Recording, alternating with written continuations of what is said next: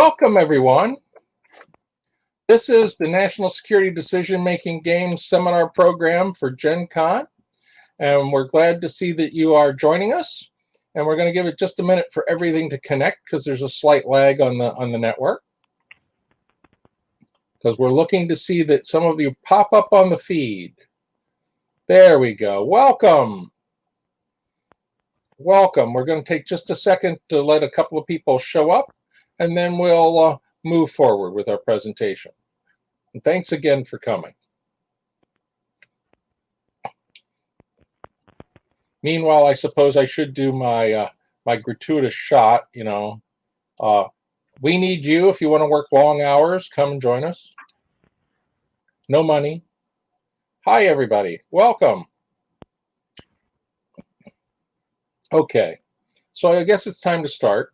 Some of our staff may drift in over a period of time because they're all exhausted from the day. Unlike us, we're ready and primed to go. So, yes, it does include every state in the United States this year. We are going to talk about it. All right. Well, thank you all again for coming. And this is our normal Global Hotspots lecture. It has a little bit different structure than it has in past years. First of all, I've got a really nice slide deck that makes it look like Jeopardy. I wonder if there's an underlying theme there. Oh, I think there is. Okay. We're going to divide it into two pieces. And we're going to talk first about Europe and the Near East and so on. And then we're going to move far, far out into the rest of the universe. So one of the things we're trying to be sure is everybody knows who's talking and what we're doing. This is the National Security Decision-Making Game. We're a not-for-profit educational group that's been around since 1990. So this is our 30th year of providing games and seminars on historical, military, and technology topics. We are devoted to understanding how world decisions are made, and we're devoted to trying to share the stuff we think we learned along the way. Our team has experience from military and government service, educational academics, information technology, business, including logistics and banking, and professional wargaming. So we appear at many hobby conventions, academic and government venues every year.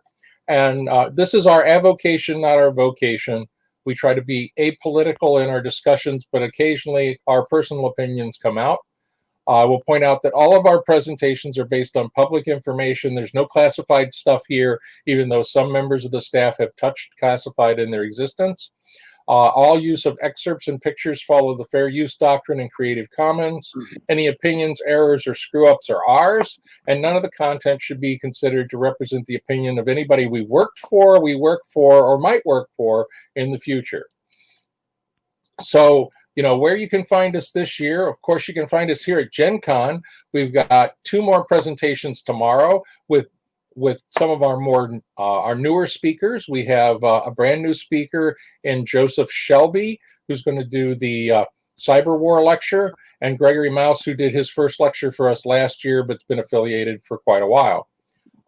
You can also see us at Dragon Con online. They're still organizing that, but we expect to do some seminars there and possibly 1 or 2 games. We're still trying to beta test how to do things online. And I'll tell you right now, they're not going to be a full standard game like we normally have at a convention. It'll be one of our experimentals, most likely the Cuban Missile Crisis. We also are going to be with Escape Velocity online, which is the science fiction convention that's based in and around Washington that works with the Museum of Science Fiction. They are planning to do evening sessions through the entire month of October, and details will follow. So if you watch our Facebook page, we will show you when those events are scheduled that we're involved in so that you can choose to be there or choose to heckle us or whatever you're going to do. So the first areas that we're going to talk about is Europe, the Americas, and the Near East. This division is a little bit arbitrary and a little bit different because we started preparing this for Origins, and they were telling us they wanted to do 50-minute presentations, and now we've got this in one presentation for 2 hours. So hopefully this will satisfy you and give you enough information to give us feedback and ask questions. We encourage questions at any time in the presentation, and when one of us takes a breath, I'll try to insert them. Okay, so this is a little bit higher level than we've had in the past, because we're going to talk about a lot of basic issues, and we're expecting that you're going to tend to want to ask more questions. I'm going to take this off the top so we don't mess up the pictures. So one of the key issues nowadays is whether Europe is divided or united. And one of the things that I want to stress that we've discovered, oh, welcome, Michael. We just kicked off and we're starting to talk about Europe, the Americas, and the Near East. And, basically what we're concerned about here is you're seeing a number of divides in the European Union and the European community, because now I'm not sure we can count Great Britain as part of that process because Brexit's going on. There's a big division both economically, and that there's a great divide between the rich and the poor countries. And you can get a sense of this when you look at the percentage of EU by color here. The places that are in blue are the ones that make the most money, and the ones that are in the dark purple are the ones that are the most poor. There's also marked difference culturally between the former members of the Warsaw Pact that got loose from the Soviet Union. So you've got an east-west divide, and there's also a north-south divide because Italy and Greece and Turkey, all in sequence, are less economically prosperous than the others. We also have the big migration issue, and we won't talk about migration a lot this year, but we will address it in a couple of places. So one of the other issues that's going on is the rule of law issue, particularly in countries like Poland and Hungary. As you may know, the Poles have had a controversy over their Supreme Court, and the political party in power was attempting to pack the court, a la FDR's attempt to do that in the United States back in his period of leadership. And in Hungary, there have been issues with freedom of speech and with assembly. And I believe we have had some recent issues in the former Czech Republic as well, but not as severe. Mike or Mark, do you want to make any comments on that? Okay. The other thing is there's a dramatic difference of a view on integration. And, whether or not it should be a purely federal republic, how far it should go. And that's basically the underpinnings of Brexit. And we'll talk more to that on the Brexit slide. The other thing that's going on is discrimination, particularly against immigrants. And you're noticing a lot of activity in the Eastern European states where they put up more fences and borders and immigration rules, as well as in France. And a good part of what's driving Brexit is the concern over large migrations of people for economic-only reasons that have substantially different customs and culture than the dominant culture in Great Britain. So that's a big part of the puzzle. So the other thing to understand when we talk about Europe and the EU is that the EU has two significant things that it lacks in the normal definition of a federation. One is that the member states still control treaties. They have exclusive power to amend or change treaties. So the EU itself is a treaty-based entity, and the things they do in common is based on that entity. Yeah, somebody's commenting. If you had a comment, Mike, we didn't hear it. Mike, you are muted in some way. I'm not getting any sound from you. It's also not showing you muted. Are you with us? I know you're here, but can you speak so that we could hear you? That would be nice. Okay, well, we'll go on for now. The second thing is the EU really lacks an independent tax and spend capability. So they're dealing with donations from the member states. So, next thing. So the other part of this is growth. And this is some of the pre-COVID numbers where we talk about 2019 and 2020, where the degree of growth by GDP is still predominantly low. I mean, we used to talk it during the Cold War period in the 70s and the 80s, and even into the 90s, that if you're not growing at least 4%, you're falling behind. And when you look at these charts, even pre-COVID, the growth rates were phenomenally low. There's only a couple of countries here with a growth rate that's even close to 2%. Okay, and go here, click on that. So here's the issue with Brexit and/or bust. We now know that there's going to be a break. It's not entirely clear if we are going to have a hard Brexit or a not hard Brexit. But the differences in philosophy between the different groups is basically drawing into two camps. One is people that say, Brexit is an aberration, it's epic stupidity. Why in the world are you trying to reverse the tide of history? You really need to push mid-sized countries together rather than divide them, because that's the only way you compete with superpowers. Versus protection, where you view that Brexit is a conservative act trying to maintain independent sovereignty, keeping Britain out of the hands of radical Europeans. And that also goes with the fact that we don't want to have our country's culture and economy disrupted by the other, foreigners, ethnically, politically, or culturally. The real question underlying this whole thing is, how do you stay prosperous and sovereign in a globalized economy? How do you maintain the power of national democracy within a larger institution? And part of the rebellion that the UK has been having with the whole process is this sense that invisible bureaucrats operating out of the EU are governing everything from the kind of milk you buy, the rates of exchange, the issues with how your electrical standards are written, and that they don't feel that they've got a say, even though there is representation in some form in the EU. And part of that's the structure of the EU. It's very much a command-directed committee with an advisory legislative branch, because the legislature really doesn't pass laws and policies that have to be followed. It's all the executive committee. So ultimately, the issue is how ordinary citizens can have some control over their lives and livelihood when they don't feel like there's a representation. And that's in particular become more apparent in the UK than any place else. In particular, Mike, do you have any comments on that? I still have no sound, Mike. Do you have a different headset you can swap out? Okay, we're going to... Still no sound.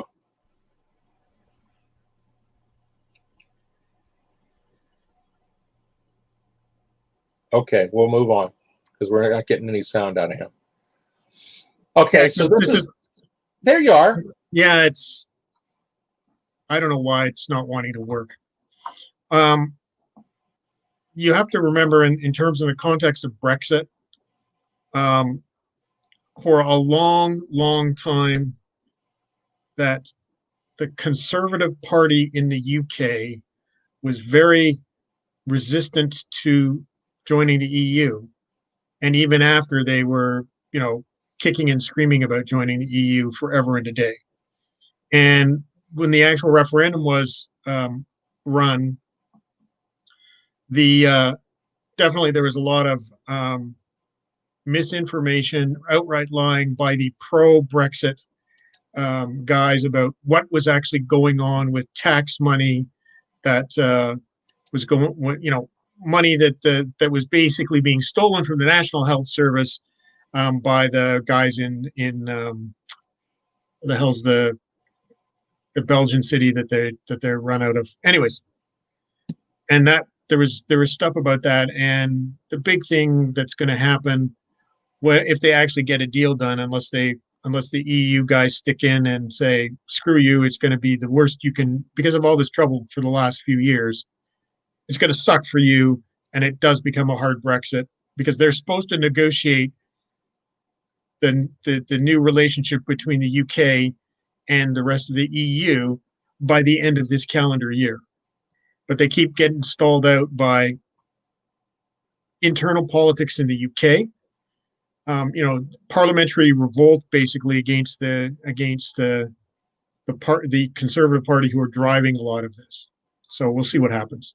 The other thing that's going to be a real plot complication is this special status they've talked about for Northern Ireland, which seems to be in some of the preliminary things they've already agreed to.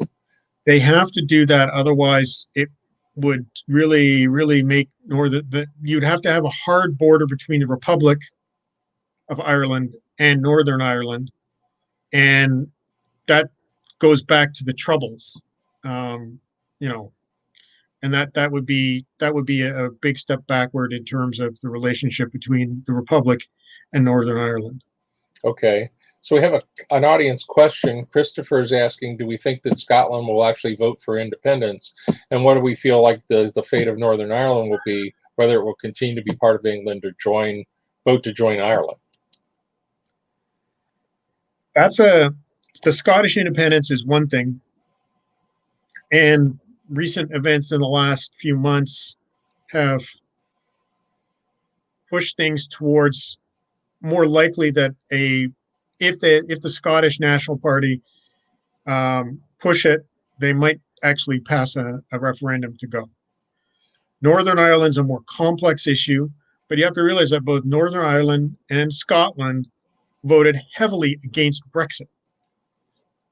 So, you know, the Brits have really, the English, and I want to make that distinction because the vote in England itself was very mixed, but the English politicians, rather than Scottish or Irish, other than the crazy guys who were supporting the Conservative coalition for a while, they've screwed this up. Yeah, I mean, the British politicians seem to be very polarized, but the way in which the original vote was done was very ambiguous. And there's still a lot of debate on the side about whether people understood what they were voting for and what they were voting against. And there's a lot of anecdotal evidence that people were confused in terms of what they thought they were voting for versus what they actually ended up voting for. They thought it was not going to be, the economic impact was not going to be what it's going to be. Yeah, the other thing that concerns me with the Scotland independence vote thing, if they bring that back up, it's got its pros and cons, but the big con is a short range vision. Because right now they're dealing with North Sea oil, and they relatively feel like they're sending more money to the government than they're getting back. And that being independent would give them a lot more control. And the local politicians, it's sort of in their interest to do that.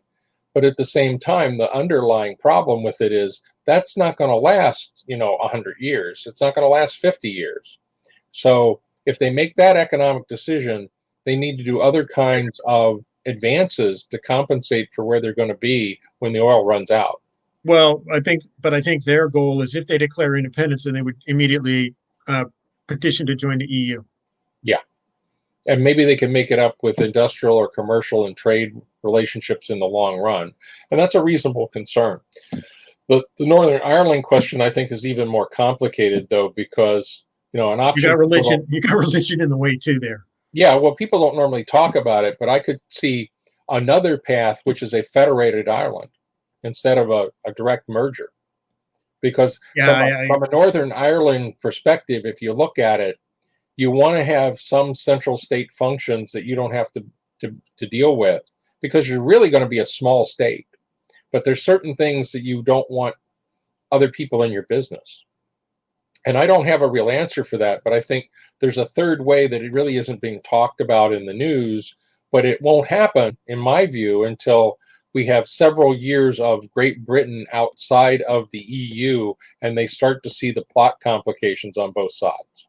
Well, they were already talking about plot complications that are going to actually happen. And that's stuff like you may not be able to get medications at the same price in Great Britain. The other one was they were worried. I mean, it's sort of more funny and tasty, too, because a lot of bacon that comes into the UK, and they like their bacon, comes from Denmark. And so there was some concern that bacon prices would climb, like 20, 30, 40, 50%, because tariffs would start to be applied.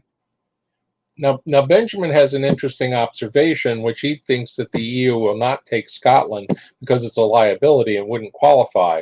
I'm not sure it wouldn't qualify. Yeah, that's actually a valid potentially valid thing. You know, we don't really have, I don't really have enough insight into the books in Scotland, but come on, they've let other people in who are, in the past 20 years, post-Soviet era, that were sort of marginal anyways. And let alone the millstone hanging around their neck of Greece, who were like an early member. So Yeah, the other observation is, what would the impact of an independent Scotland would have on the Catalonian independence. And I think that from my perspective, they're more separate than you would think, because a separation of Scotland, they've already established that if they voted for independence, they'd sort of get it. Catalonia is entirely different because the Spanish think of themselves as a unitary state. And the way they responded to the last legislative attempt was pretty severe. I mean, they were arresting officials, taking them out of position, and implementing using the force of the state, because underlying any government is the ultimate threat of violence and force, and the fact they have resources you don't have. They utilize that to squelch the leadership and take them out of play. yeah, and the thing with Scotland, remember the United Kingdom is the United Kingdom of England, Wales, Scotland, and now Northern Ireland. Back in the day, it was Ireland when the UK was originally built out. So there does appear to be a mechanism that they can opt out, and the English would have to accept it. So who knows? The other thing that's come up in some of the discussions, and I'm not really boned up on it, but I'm curious if any of you are, is this whole issue of fishing rights and how the lines are going to be drawn, both between the Brexit situation and ultimately if Scotland does a split. Yeah, that'll be fun too. I just remember the Cod Wars of the 1970s between Iceland and the UK, and that was over economic zones as well. Yeah. So the other thing that came up, and David March of the staff, who I think is in the audience right now, brought up the whole issue about Wexit, which is in Canada. I mean, it's no longer a Quebec thing. It's now the Western states. Okay. I'm glad I looked at the slides early, Merle. Yes. Because this is a, relatively speaking, totally pointless thing. The guys who are trying to create momentum are basically bitching because the conservative side of the party, of the political spectrum, didn't win the last election. And even in the thing about Wexit, they're talking about taking Manitoba, Saskatchewan, Alberta, and British Columbia out. British Columbia is definitely a very different political, it's definitely the left coast in Canada as well, right? The provincial government in British Columbia is the New Democrats supported by the Green Party, because it's a minority government situation. And I'm not sure how Manitoba would feel about it either. It's basically the two guys in the middle, Alberta and Saskatchewan, have the biggest interest only because right now oil is at $40 a barrel, and that's been a big thing for them for 4 years now, 5 years. Cheap oil is the problem. And you go to your next slide because this is going to be important. Like I said, I looked ahead, right? Part of what we have in Canada is we have what's called equalization payments between the provinces, right? So the haves give to the have-nots, right? We're taking, the American equivalent would be, how back in the day, how much money did West Virginia get versus how much did California give up, right? Because of economic growth. The problem with Alberta is that for a long time, part of the money that they were having to pay was based on oil revenues, because ultimately the federal government owns the land that the oil, they're getting paid for oil that's coming from those guys, from that land, as part of, this kind of thing. And, Alberta as well doesn't have a state or provincial sales tax. All the other provinces do, I'm pretty sure, at varying rates. So their economy went in the tank, and then now they're bitching about they're giving money away, having to give money away to, especially Quebec. Quebec is the sore point, but Quebec has a much more socialized um, care, not healthcare, because healthcare is universal, but they have a much more socialized support system than some of the other provinces. And that's because the main driver of the politics in the West is a conservative, right of center bent. Gotcha. And Trying to see if there are any audience comments that we should be addressing. I'm not seeing any right now. I did address one in the chat, which I think is a fair assessment. I mean, we're not true experts on this. We're trying to give you a sense of possibilities, maybe probabilities, but we're not true experts on Brexit or on the UK. We have some insights that we hope will be helpful, but the main reason we have these presentations is to provide to you things we found along the way that you can use as data points, because we try really hard to research that we're giving you accurate information. Just one more thing. There was a survey done a couple of months ago amongst Albertans, so people who live in Alberta, which is where the real hotspot is for this. And 56% of those surveyed thought it was a really bad idea. Not just a bad idea, a really bad idea. And only about 20 or 26% thought it was a good idea. And the sort of the other answer that was fairly popular, again, sort of another 20% or so, was, I don't care, or I'll live with it, kind of thing. Okay. So the other thing that we want to make sure that, even though it's not currently in the news, that we talk about is Ukraine. Ukraine is still a continuing conflict. It's a lot lower simmer in the military sense than it had been, but it's still a live situation because the politics of the Ukraine are particularly unstable. I mean, I don't know if you've been closely watching the news, but there was the situation where a guy took some people captive in the Ukraine and demanded that the president of the country refer to a ecological video that was done several years ago, and he would physically release people. And the president did that because it was a low-cost way to appease the guy, and he started releasing people. He had a political message. It could have well been a different kind of crisis and looked like something out of Mexico that we had, just in this last year or so, where the gangs acted out and the government caved. So, I mean, I'm not sure that saying that that's what would happen is critical or correct, but it does provide the possibility of some of that. And although the president had promised a lot of reforms and was a non-traditional politician, he's had a lot of difficulty in building a coalition because he had to find current politicians to staff a lot of the functions. And over time, and as the upcoming election in Ukraine there's a lot of disappointment in that he hasn't delivered on those promises and tends to be captive to some of his political supporters that he had to have to make the government operate. Mike or Mark, do you want to make any other comments on that? I'll take that as a no. Nothing for me, thanks. So the other one that I like to talk about is one of my favorite countries to watch, which is Turkey. And what they now are coining as the neo-Ottomanism, because essentially Erdogan, since he came about halfway through his total term, I think he's been in there about 13 years now. Don't quote me on that year count. But, 2 elections ago, he started significantly changing its policies to be more assertive, more Islamic and non-secular, although he's not hard-end on that.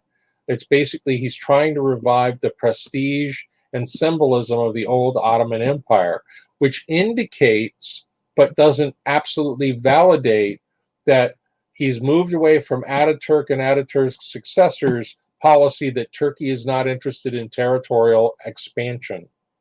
It's clear. Yeah, go on. But I'd also comment, Merle, that the fact that the Hagia Sophia is now a mosque, as of what I think yesterday or something like that, or last week. Yeah, just this last That's week. very concerning because, you know, ostensibly Turkey is supposed to be a secular state, and the fact that they let the Hagia Sophia, which has been a museum for a long time, Yeah. be turned back into a mosque is concerning. Let me put it that way. There's still a lot of issues about the coup and how serious it was and who was involved and who should have been involved and who got prosecuted for being involved. And I'll talk about that in another slide. But basically, this whole concept of purging the government from social and political and military leadership that they thought would be opposition, whether it was Gulen or the coup plotters or whatever, has been massive. And I'll talk to that in more detail on another slide or so. But essentially, what's happened is Turkey has become a one-man regime that's mostly a one-party regime, but it still seems they have a certain degree an open election. However, it's not open in the sense we think about. They control the machinery of the voting process. There's a lot of tilt to it.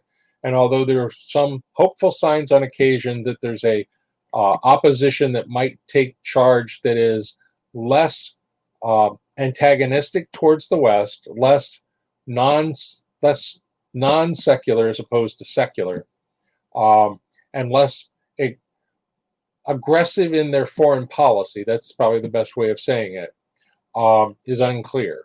But the thing that you see here is since in 2017, and this is the latest chart I could find, Turkey's done a lot of bilateral developmental assistance and military stuff. They've got military guys down in Djibouti and advisors in Somalia and advisors in Afghanistan and Pakistan, and they've basically moved the border south in Syria. Whether they'll move out of that is all relative, but in effect, they have their own occupation zone, just like the Israelis occupy the Golan Heights. They haven't put a government administration in, it's all military. But, there's a good chunk of Turkey, and if you watch where my mouse is out here near Armenia and lower Anatolia, many of those areas are still under martial law. It was lifted for only a very short time in some of them and then reinstated. And there is an argument to be made that when the Kurdish party was active in politics, that it was basically a way to have people stick their head up so they knew how to whack. Because shortly after, they started getting suppressed even before the coup started. So it's difficult to talk about the connections between the Kurds and the coup or not. But essentially, there was a political decision to let them participate in the election, increase their market share, so to speak, and then grab them by the hair and pull them into prison. I mean, that's sort of an exaggeration, but not a lot. The other thing is they're doing a lot more stuff to get leadership in Africa, and their involvement in Libya is pretty significant. We'll talk about that because we'll talk about the competition between Libya and Egypt and the UN and the people that support the different sides, factional sides in Libya. Anybody else want to say anything more about Turkey before we move on? I'll take that as a no. No, Merle, there's a couple of questions in the chat. Okay, let's go to them. Let's see.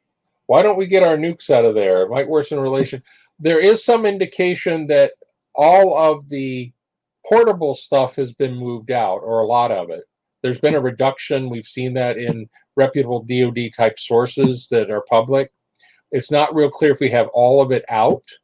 And there is still this back and forth about Interlink and whether that's going to be restricted, because some of the bona fide coup plotters were operating out of Interlink, and the coup attempt that tried to go off was led by Air Force guys.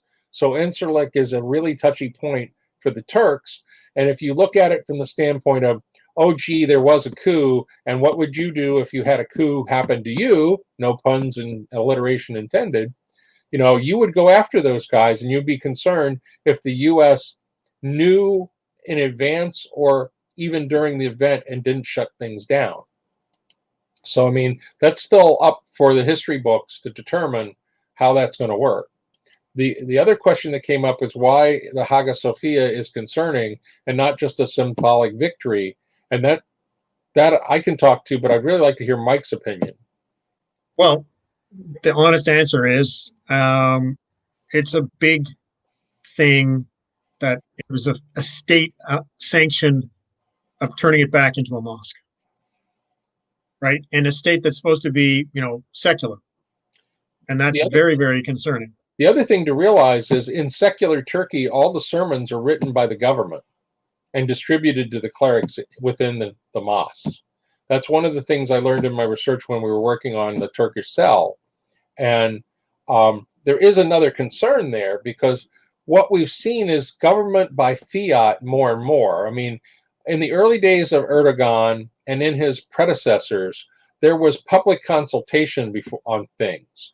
So one of the things that they did early in the second to last administration when he was elected in was to deal with that issue with the parks that had major demonstrations, because they unilaterally said they were going to take one of the few green spaces in Istanbul and turn it into a museum to the Ottomans. So they were going to basically pave the place over, put a new museum in to show how great the Ottoman culture that had been based in Turkey was all about. And they did it without asking anybody. And there were huge demonstrations to the point where when the news came on, they cut to animal programs. And one of the memes that the demonstrators used was penguins in their pictures, because the state-run TV started broadcasting zoo scenes, particularly of the penguins. So, I mean, that was the first element of a pattern of doing things by fiat without consultation with any non-governing party or with the public. And when you saw things like the mine disaster in eastern Turkey, there was actual film footage of Erdogan's ministers knocking down bodily, the ministers, not the cops, knocking down guys that were demonstrating, saying that the safety standards at the mine that the government had supported needed to be tightened. I mean, some of that stuff is in America would be considered outrageous enough to trigger things like we've had with BLM, because it ignores the normal citizenry. I mean, it isn't an ethnic thing, but it is definitely a rule of law versus rule of men thing. That's a big deal. I also think, Merle, that the quote coup may have been Erdogan's Reichstag fire, if you know what I mean. It may have not been real, may have been set up. And my personal opinion, it's a possibility that, he was running this behind the scenes so he'd have an excuse to start purging people. I've been struggling with that for a couple of years now. And here are the data points that I'm aware of that make me wonder both sides. One is there were clearly a cabal of Air Force guys that were involved. Now, whether they were put up to do it by somebody else is another question. But there were real military officers, but all the real leadership was Air Force. The other thing about it was part of their plan seemed to be to at least feign, if it was fake, or actually try to decapitate the regime. They planned to take Erdogan physically in their possession. And there are two pieces of information that have come out from reputable sources that talk about that issue. One was Erdogan and his family were at a resort, and they had paratroops land at the resort just an hour and a half to 2 hours after Erdogan's family evacuated. So the other data point with that is it's clear he was tipped off before all of the pieces were in place if it was a real coup. And if it was a fake coup, he really did a lot of machinations of the theater to demonstrate that there was something hard on the ground going on. The other thing is all these people who were put up, as if you say it was a put up job, all these guys were imprisoned, and Turkish prisons are no fun. So he either double-crossed those people if it was something he designed, or they really had a heck of a lot of commitment to him, which I have a hard time buying, that commitment to him part. So, I mean, this is why I really waffle back and forth, because there's one other data point that's important. And I think it may be the critical thing to say, yeah, there was a real coup attempt, but it was a lousy job. And that is just like a month or two after the coup attempt occurred, they were due to have their national promotion boards. and particularly for general officers in Turkey, it's an up or out kind of system. So these guys that were in the system who were traditional Turkish military officers who felt that the military should be able to intervene if the government is acting out, okay, that they thought this was their last chance because they'd be out and be at the mercy of the government. Now, another part of that goes back to the whole sledgehammer trial, which is also going on at that same time, where they had a bunch of retired generals that they put in jail. And this is something you wouldn't think of in America because we just don't work this way. So here's the thing. The Turkish constitution says that military can overthrow the government if they feel they're violating the constitution. So when they started doing the thing with the hijab, where the women could wear the headdresses again, there were a number of military officers that were talking about, should we intervene? And the Supreme Court in Turkey works differently. They are able to make a decision on things before they happen. They can make a ruling on a law that's proposed and say it's constitutional or not, and a few other things. Now, the exact mechanic for that is not entirely clear to me, but basically, they had a meeting that talked about this whole statute that was passed, and they said, that's not unconstitutional. So you've still got these officers who are talking about, should we intervene on behalf of the Constitution? And after that ruling, that was the basis for the government charging all these retired generals based on conversations they had either when they were in or because there's an old boy network of retirees that helps advise the guys who were in power still. Because the Turkish army, for the longest time, was its own state within a state in order to preserve that ideal. And that's a big part of what drove that, because ultimately all those guys were charged, all those guys were convicted, and after the whole coup thing was over, most of those sentences were commuted. So that's an argument that, oh, gee, that was his leverage, and that you could argue, oh, maybe he had somebody feign it. But at the same time, it's one of those things that makes you say, that's why some of the guys might not have been feigning. They might have done it on purpose because they said, look at what he did to the old guys. They're in jail, and that should never be allowed because that itself is unconstitutional. Yeah, like I said, I don't know what the answer is, and it may not come out till we're all long dead and Oh, buried. absolutely. I agree. But, there are a lot of data points, and you can build a rational argument for either one, I think. But what you do see is this, okay? And from the charts that I'm showing, and these are just dated by a couple of months, it shows the purges. And one of the things I really want you to see, the bottom numbers are fairly new, and the top chart with the red bars is a little older. But, essentially, think of it like it was America. He basically said, the number one people who were in on trying to get rid of me were the people in education, because that's all of Gulen's guys who ran sort of an Islamic version of public Catholic schools like we'd have in the US or perhaps in Canada. These guys are all subversives. So they basically fired a whole bunch of people from the public university systems and the private school systems and made it so they're unemployed and replaced them with new people, whether they were experienced or not. They replaced them with party loyalists. The second group that were displaced were the Turkish armed forces. And although these numbers may not be absolute, they give you a sense of scale. Almost a little over 34,000 people from education. And when you realize that Turkey's got a population of, I think, I have to go back and check, it's a little over 200 million, okay?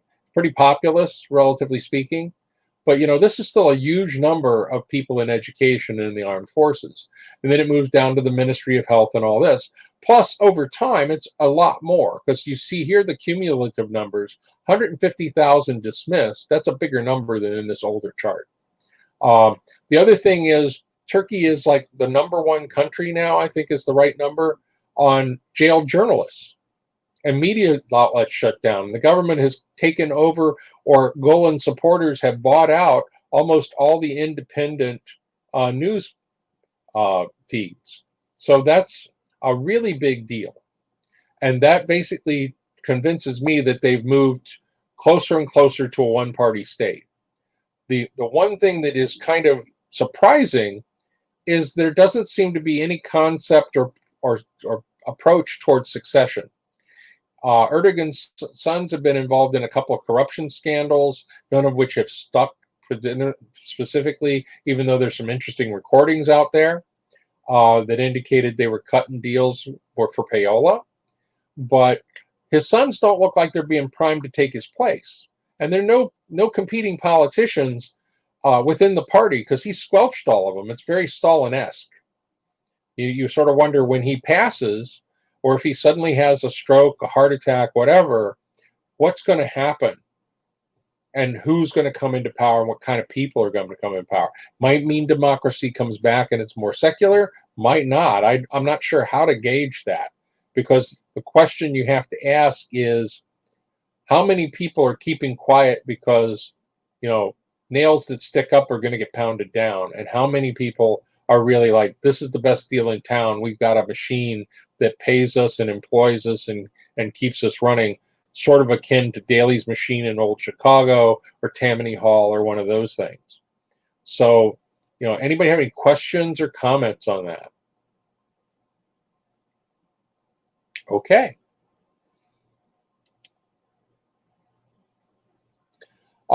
The other thing, make sure I didn't skip one too many there. Yeah, I'm on target. Okay. The other thing is this whole Venezuelan situation, which is more and more complicated every day, but it looks like the opposition has clearly lost now. They sort of have an internal government in exile, but Maduro and his guys are clearly in charge. What's really wild is this is despite mass demonstrations early in the process, and now still some regular demonstrations, not on the same scale. Huge migration. 4.8 million Venezuelans have left the country. That's a huge migration number. Hyperinflation. They were getting some support from the Iranians, although that seems to have sort of drifted off, but there seems to be some trade of gold reserves and moving of gold reserves out of the country. The Iranians love to get gold that they can then hand over to the Turks for stuff without having it look like it's currency. There's a whole thing about how Iran evades sanctions, and I'll talk about that later. And then there was this Keystone Cops type coup that was organized by, we're not quite sure who, but they didn't really seem to have their act together. It wasn't big enough or well structured enough or manned enough, and they sort of figured that a couple of dozen guys placed in the right place could knock over somebody who has an army of guys addicted to his payola, and drug dealing. I mean, there's a lot of money that goes through the military, and if Maduro leaves, they all want some kind of immunity because they're going to be co-conspirators for all kinds of stuff. And yes, it is a great game background, Benjamin. You mentioned that in the comments, but we'd have to design a whole game around Venezuela, and that's a lot of effort. Now, if you want to volunteer, we would be happy to have you come and join us, because later in the pitch, I had sort of intended to say, that it's important. NSDM does, in fact, need you. So you could be part of the staff and work long hours for no money and hang out with us, because we're just that cool. So if you're really a glutton for punishment, you should do that. Otherwise, we'll try to do what we can. Okay. A volunteer is someone who has misunderstood the question. As Mike can attest to for many years now. Yeah. I worked with a gal who was from Venezuela about 4 years ago. And I talked to her about, this is when Chavez was, I guess it must have been 5 years ago. Chavez was still alive, but, failing fast. And she was in Canada simply because, Venezuela was so screwed up. And, I said, would you go back? She said, no, because it's so broken. And this is, 5 years ago. And I think it's even more broken now. I mean, if 4.8 million people are, running to get out because you can't get food in the grocery stores, that's a bad thing. Yeah, I mean, sometimes when I look at Venezuela, I think of Liberia, because their democracies that they had when they started were horribly broken. And the big difference between the two is there was a strong army that was linked to strongmen in Venezuela, and it wasn't nearly as tightly knit in Liberia, which is why Liberia had a very long-term civil war. Um, and yes, Benjamin, we can do things remotely. We're doing this.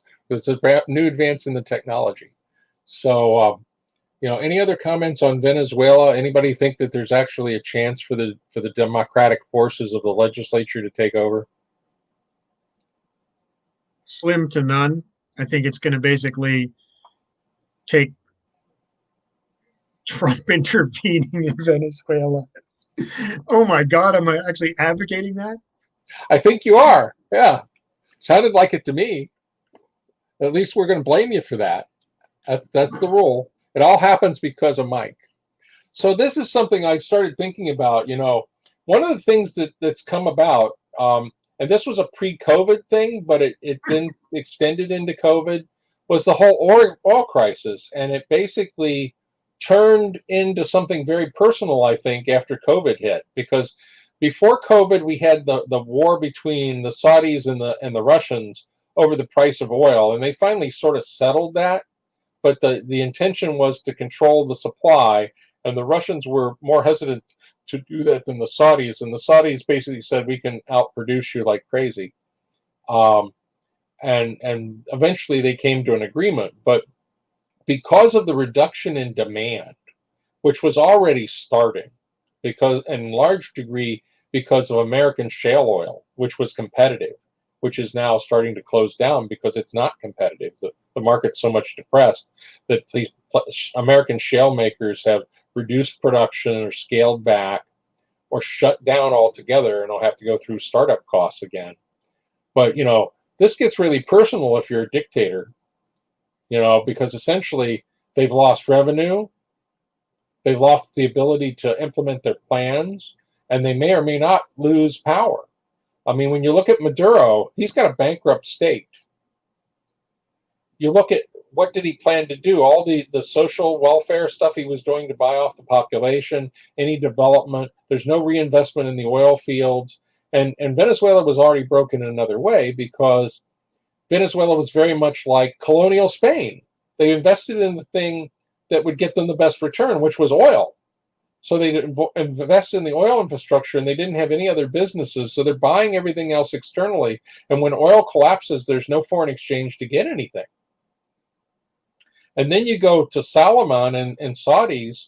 I mean, the whole Vision 2030, 2035, I forget which year they used as the benchmark, and building the new city on the western side of the country, that's going to be deferred. They stopped payments to citizens that had been subsidized for years. They've started to reduce the number of foreign workers and trying to get Saudis to go to work, because you had a lot of university educated Saudis who didn't want to get their hands dirty, and they were getting a monthly subsidy. We don't have a lot of good numbers on what that degree is. I'd love to see those stats if somebody's got them. But what we know is that the underpinning of the state has been a problem. That's also hit some of the other countries in the Persian or Arabian Gulf, depending on your point of view. Kuwait has started to limit the number of foreigners that could be in the country. I think at one point there were 3 million foreign workers, and there's a new rule that's reduced that number. Don't ask me to quote exactly what it is. UAE has looked at that. Qatar's looked at that. Bahrain has looked at that. There are a lot of ethnic Indians that are going home that were substitutions for other generations, because traditionally you started out, it was a bunch of Palestinians that worked in these oil-rich countries. And then there was the problems with the PLO and the conflicts there, and the fact some of the regimes were becoming friendlier with Israel. Those guys got pushed out. Then they've started bringing in people from like the Philippines, and that then sort of flushed out. And then they were bringing in Indian technicians, and that's sort of flushing out. And although that is an oversimplification, implying that all of the foreign workers tended to be of one ethnicity at a point in time, and it really wasn't that, okay? It gives you a sense of how things work, because they were going to different market sources because the source they were using became politically unstable or undesirable. They didn't stop hiring those workers for a long time, but now they're running out of money to do it, okay? That's also got an impact on what's going on with Putin, and I'll get to that shortly, Wade, and I'd love to hear your comments, because I see you in the comment section. So then you've got Rouhani, and Rouhani, realized that 40% of Iranian revenue before the oil crash came from the national oil company, NIOC, and NOIC. Okay, so if that's where your revenue comes from, and 40% of it disappears, pretty much all your discretionary spending disappears. So they've ended gasoline price subsidies to the general public. They had very serious subsidies where gas was relatively cheap in Iran, and they keep taking those subsidies away and reducing it. I think I recall seeing something about them changing food subsidies too, but I'm not sure I can quote the details, so don't take that as gospel. But essentially, a lot of their plans for modernizing the military and everything else are going by the wayside. So what you see happening in Iran, in my view, is that they are prioritizing very strictly what they're spending their money on. They're spending their money on drones. They're spending their money on nuclear insurance. And you can argue how much of it's on nuclear insurance and trying to build up their capability, short of or to actually build a bomb.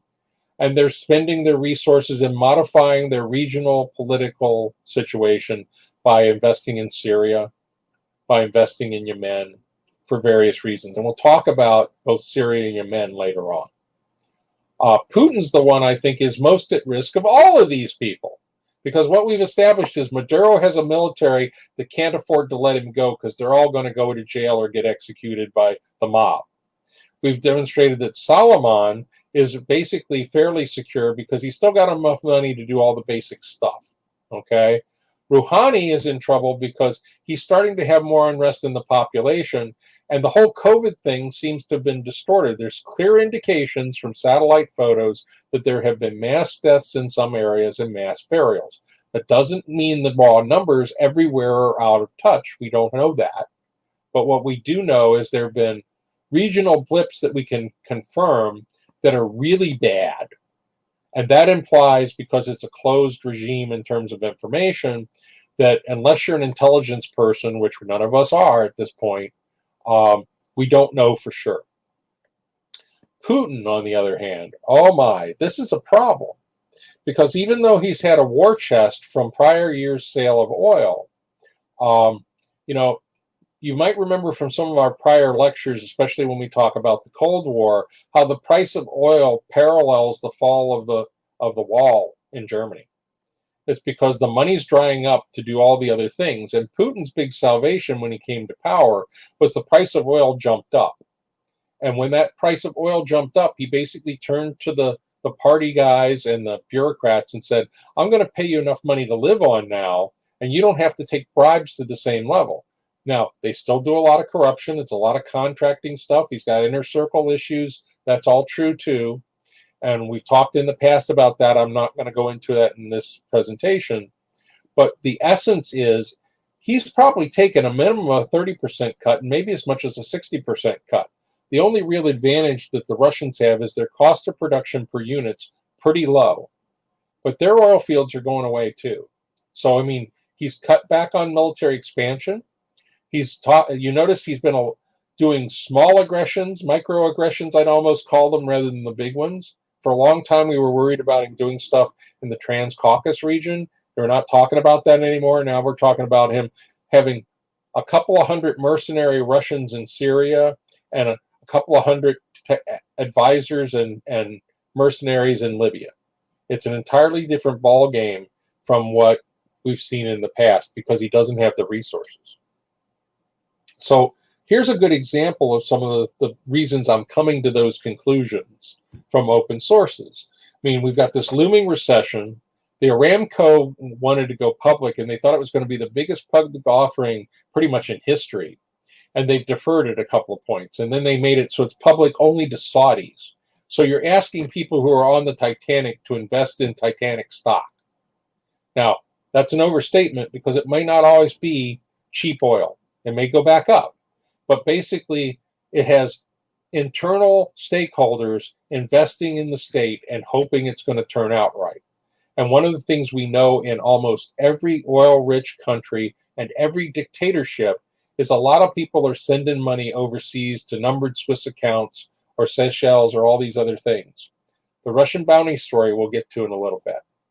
Matter of fact, probably we'll do that after this because I didn't specifically address it in the presentation. But, you know, one of the underlying questions I still have, because I don't have enough data, is what the underlying basis for the Saudi-Russian oil war was. There was some philosophical difference, but it wasn't really clear from the public sources I saw as to what motivated it. We just sort of saw the effect. So that's an interesting piece. One part of it, though, was at least, you know, America had gotten to self-sufficiency in net energy. Not that we were not buying oil on the market, but we were selling oil on the market of different grades, because realize there's like Nigerian light crude, there's like the different grades of Middle Eastern oil. Shale oil is a different grade as well for the most part. So, and I'm not even sure it's one grade, it may be many, I haven't studied that in detail. But essentially, we were net selling and getting as much as we needed. So, and we weren't having a deficit in sales of energy in that sense. So what that really did is it depressed the oil market for all of the OPEC members and the Russians who are not an OPEC member, but have often been in lockstep with the rest of them. So, yeah, we'll talk about Z. We'll come back to that in the China stuff. The other thing is Russia does have one ace card. And if they use it, it's going to be very beneficial and dangerous at the same time, and that is natural gas. They pretty much have Europe in their clutches in that regard because there's not a lot of substitute. There's no effective transit system to take liquefied natural gas to Europe on a super large scale, at least not that I've seen. So in my view, Russia's challenge in the next 5 years, and COVID makes it worse, is to avoid collapse. I mean, that's kind of harsh, and that's my personal view. So if anyone in the staff wants to tell people I'm full of it, please speak. If you have a different viewpoint, I want to hear it. Well, you're always full of it, Merle. Well, But thank you. you know, the oil issues don't just affect the OPEC countries. In Canada, you know, it's toasted. I mean, WTI, West Texas Intermediate, is about $40 a barrel right now. The oil that comes out of the oil sands at one point this year was down around $9 a barrel, when, you know, WTI was 30. So, you know, a lot of capital projects are getting canceled in the Western oil fields. And that has a knock-on effect, and perhaps it's going to affect debt ratings for those provinces where that's going to have a big impact. Yeah. Now Gail asked a question about the Russian bounty stories. There we go. Now it's up and staying. And that one's kind of interesting from my viewpoint because it never surprised me, but I think it's irrelevant. I mean, I'm kind of weird on this one because if you're giving arms to the enemy, it's basically the equivalency of a bounty. I'm giving you something to go kill the other guy. So whether there's an actual bounty that took place, which I tend to think is true, doesn't surprise me in the lick, and I don't think it really changes the net equation. You know, they were trying to support our enemies in Afghanistan just like we did, but with a lot less effectiveness. Because the Taliban fought against them, and they really don't want to take it, but they'll probably basically say, I'll take your stuff, but stay out of my shit. And the Russians will go, you're in America's shit, no problem. So then the other question was, somebody made a comment, it's Benjamin here, that they thought Z was the world leader with the most at risk. And I think that's a slightly separate issue, and it deals with economics and the internal politics of China. It's not being driven by the oil stuff that we just talked about, but we'll come back and circle back to talk China when we get to the Asia part of the presentation. Anybody have any comments on that? Okay. Yeah, I mean, the other point that was brought out in the comments is somebody says after COVID is over, we'll probably have a lower supply because these shale operators have went out of business or closed up shop or let go of key staff. And that's entirely true, I think. Question is how much. There's a lot of things going on. Yeah, and also please note, this is Wade's comment, which I think is really important to realize, is that COVID-19 is one of those things people can't predict, and we don't know how it's going to work out. But there's some things about it we can see attributes, but we can't see degree, and I think that's a really important issue. I also think you have to take any COVID-19 stats in terms of deaths with a big, big, big pound of salt, especially from the Soviet Union. I'm sorry, showing my age, right? Russia, China, India, those, and probably Brazil as well. That some of the numbers might be hidden. And a friend of mine insists that what you should really pay attention to from a statistical point of view is what they call excess deaths, which is sort of a gruesome stat that all countries typically have. The question is, how accurate is it? How many deaths did we have in excess of the same time last year? Yeah, we got a couple of issues we can talk to when we hit COVID, because I've got a number of slides about COVID, because it has some long-term ramifications. Okay, let me get back over here. We'll go down to the next one. So the other thing that's interesting in the oil business is what kind of impact politically does shale being prosperous or shale being unprosperous have on the U.S. election? Shale's big in 4 states. It's got a footprint in many more, but the states it's really big in are Texas, Pennsylvania, Ohio, and Michigan. What do we know about that in the Electoral College and the number of physical voters?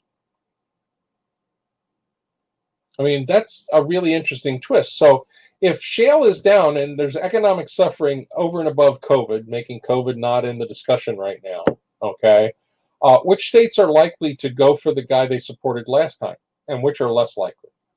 It's an important thing to think about. Don't know a clear answer, because we really don't know how mushy any political party's support is.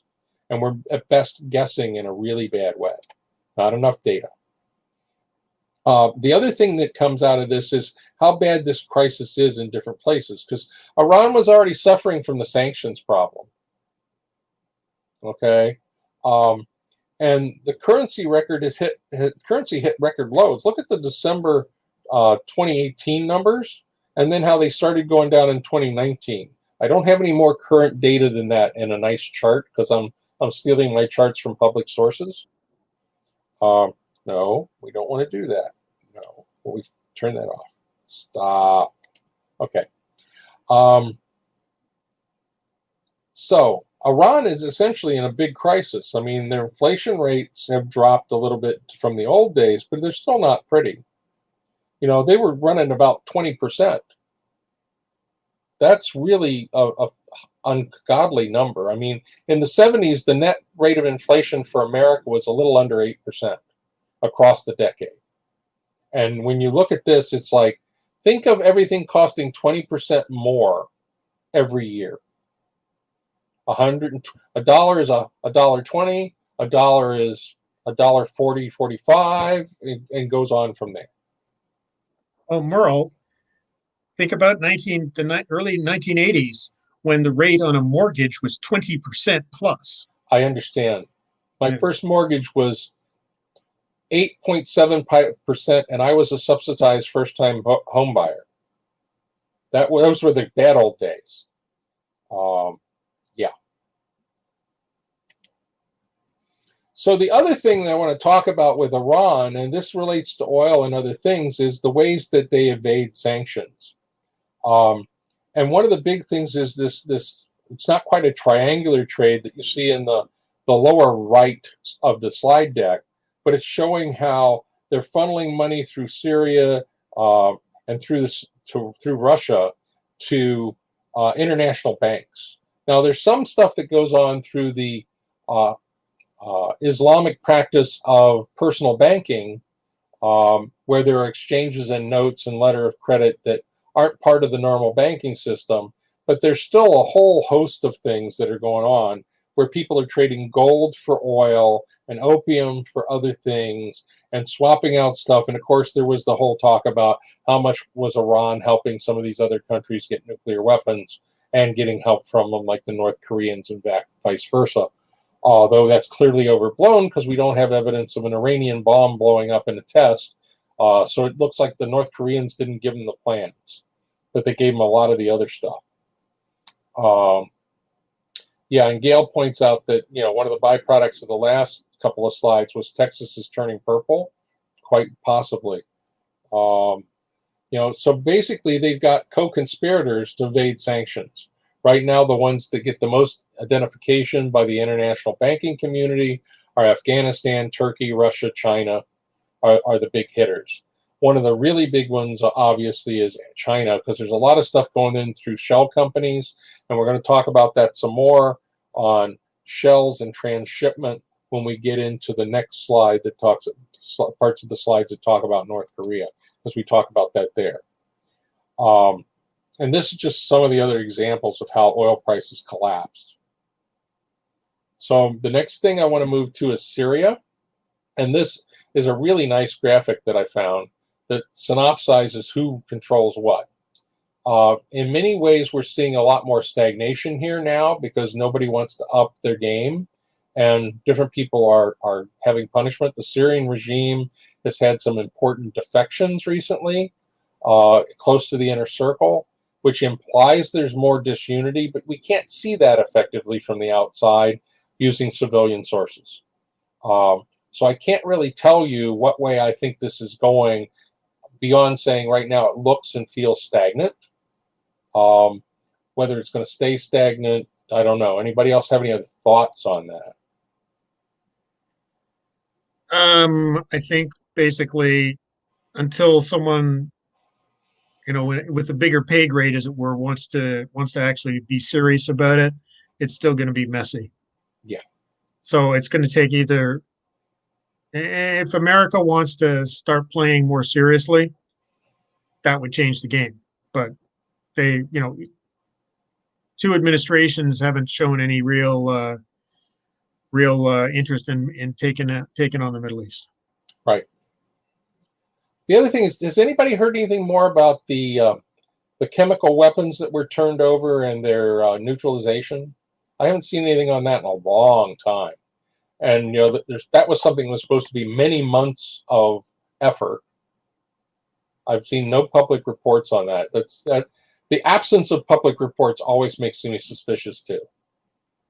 Well, just historically, they say that they're all gone, and the next thing we see, they use it again. So I suspect the history is going to repeat itself, and in another year and a half or 2 years, we'll see some use of chemical weapons that supposedly don't exist anymore. Yeah. Maybe I'm wrong. I hope I am. And then here's the picture from Saudi. I mean, they've had falling revenue. They're still dealing with some of the aftermath of the Khashoggi thing. A lot of international groups have sort of boycotted them, with the Americans being a notable exception. After we had a little spasm of discontent, we sort of sucked it up because there's a perception the Saudis are a loyal and devoted ally. Yeah, right. Okay, don't bet on it. I've always argued that they're a fair weather friend. We are in their interest to be their big protector, and the minute they think they can stand on their own or find a better substitute that will not treat them as the client state, because we don't treat them as a client state, we treat them as an ally, and we almost sometimes act like we're their client because oil's had such a big historical impact on America.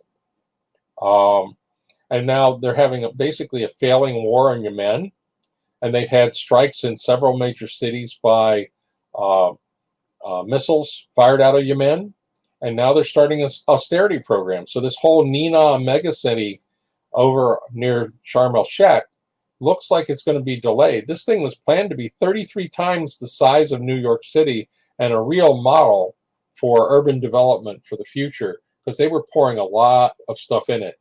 And the picture I have there is the artist's conception of what it'll look like. So it's like, think that through. It's kind of wild. And then, of course, there's Yemen. This is the military situation from about May, and I gave you two perspectives. This is not dissimilar from things we've seen in the past. I mean, the pattern of occupation and independence fighters looks an awful lot to me like 1961, and we've done separate lectures about the Middle East and issues with that. But, these are a lot of the same cultural players arguing over the amount of federal versus independent action that they have. And although some of the underlying politics behind it have changed, the composition of there's a group of people on one side and the group of people on the other side, they're all relatively homogeneous and geographically the same as they've been since 1961. That's a slight overstatement, but I think it's mostly true. And there's also been a concern by the Saudis going all the way back to that time period about their border, because it's not well defined between Yemen and Saudi Arabia, and it's not one that they've been able to build effective barriers to police, although with modern electronics and drones, they've gotten better at identifying people moving back and forth. So that's a big piece of that picture. It doesn't look like anytime soon we're going to see a break in the stalemate, because nobody's ready to ante up enough, and the Saudis aren't ready to put in either enough money for mercenaries or enough of their own people to bleed over the whole issue of Yemen. The one thing that might move that needle is a lot more ballistic missile successes or some breakthrough on the ground that's major. And that's going to be really hard, because all these people are, for the most part, fighting with infantry weapons. You know, armor and other heavy equipment is the exception, not the rule. Now, this is Libya, which is a new type of battleground than we've seen before. And there's some new actors that we don't normally think about. The UAE, for example, is a major actor. They've got a lot of guys doing drone flights, just like we're doing them from the US to Afghanistan. These are guys who are doing it from the UAE, and some of them in theater.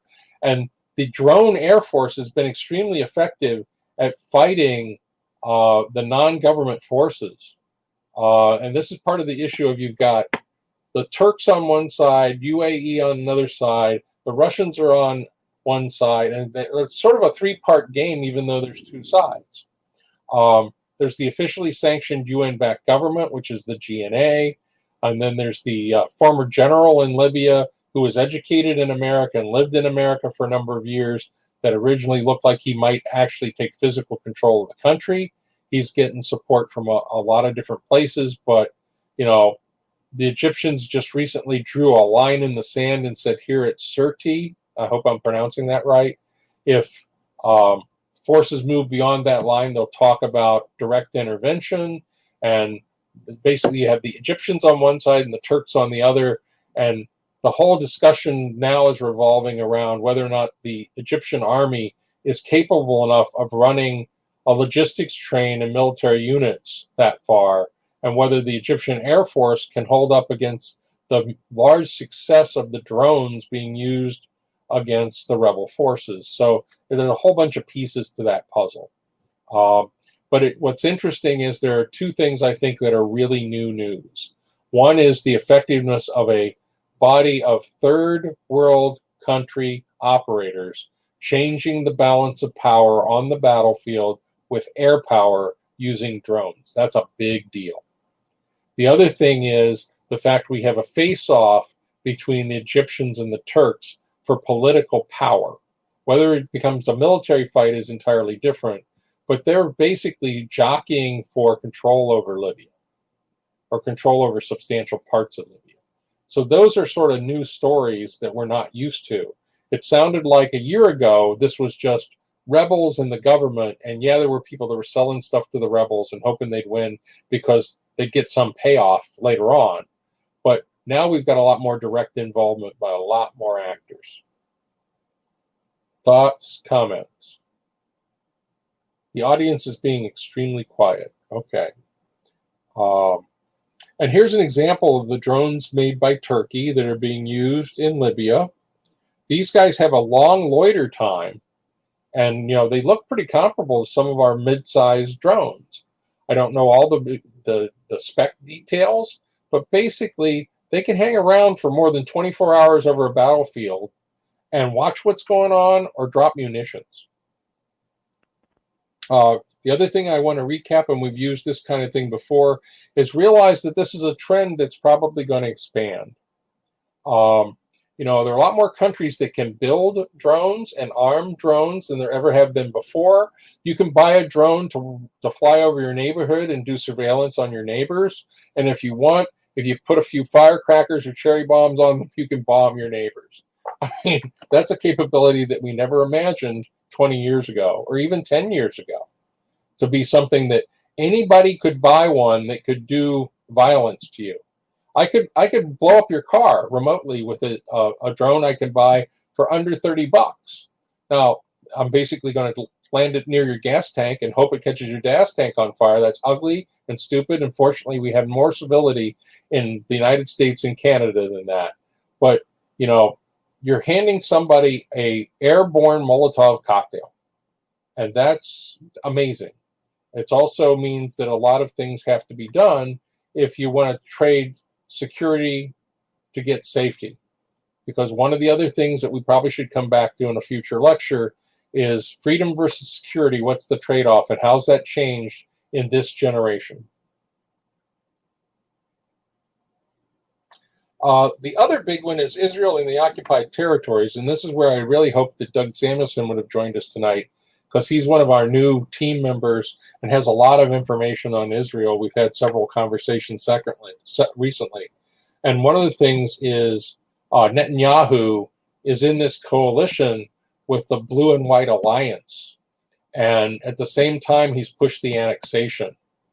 That alliance looks like it's likely to fall apart within a couple of months and before he's due to trade off, because they basically cut a deal where he would be the prime minister for so many months, then the new guy would come in and he'd be prime minister, and they'd each be members of their cabinets.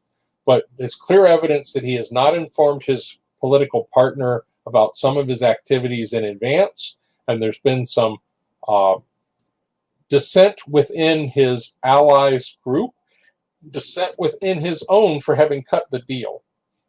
So, this is a real problem, and the annexation is now doing something that the United States has not recognized for the longest time, Trump's reversed policy, because since pretty much the mid-30s, the United States policy would be, you're not going to change the borders of the nations. It's particularly become stronger since 46 and we joined the UN, but basically pre-colonial boundaries are going to be boundaries, and you're going to turn it into a country, and we're not going to recognize you breaking off or annexing parts of other people. There are a couple key exceptions to that. Eritrea is one, okay? Southern Sudan is another.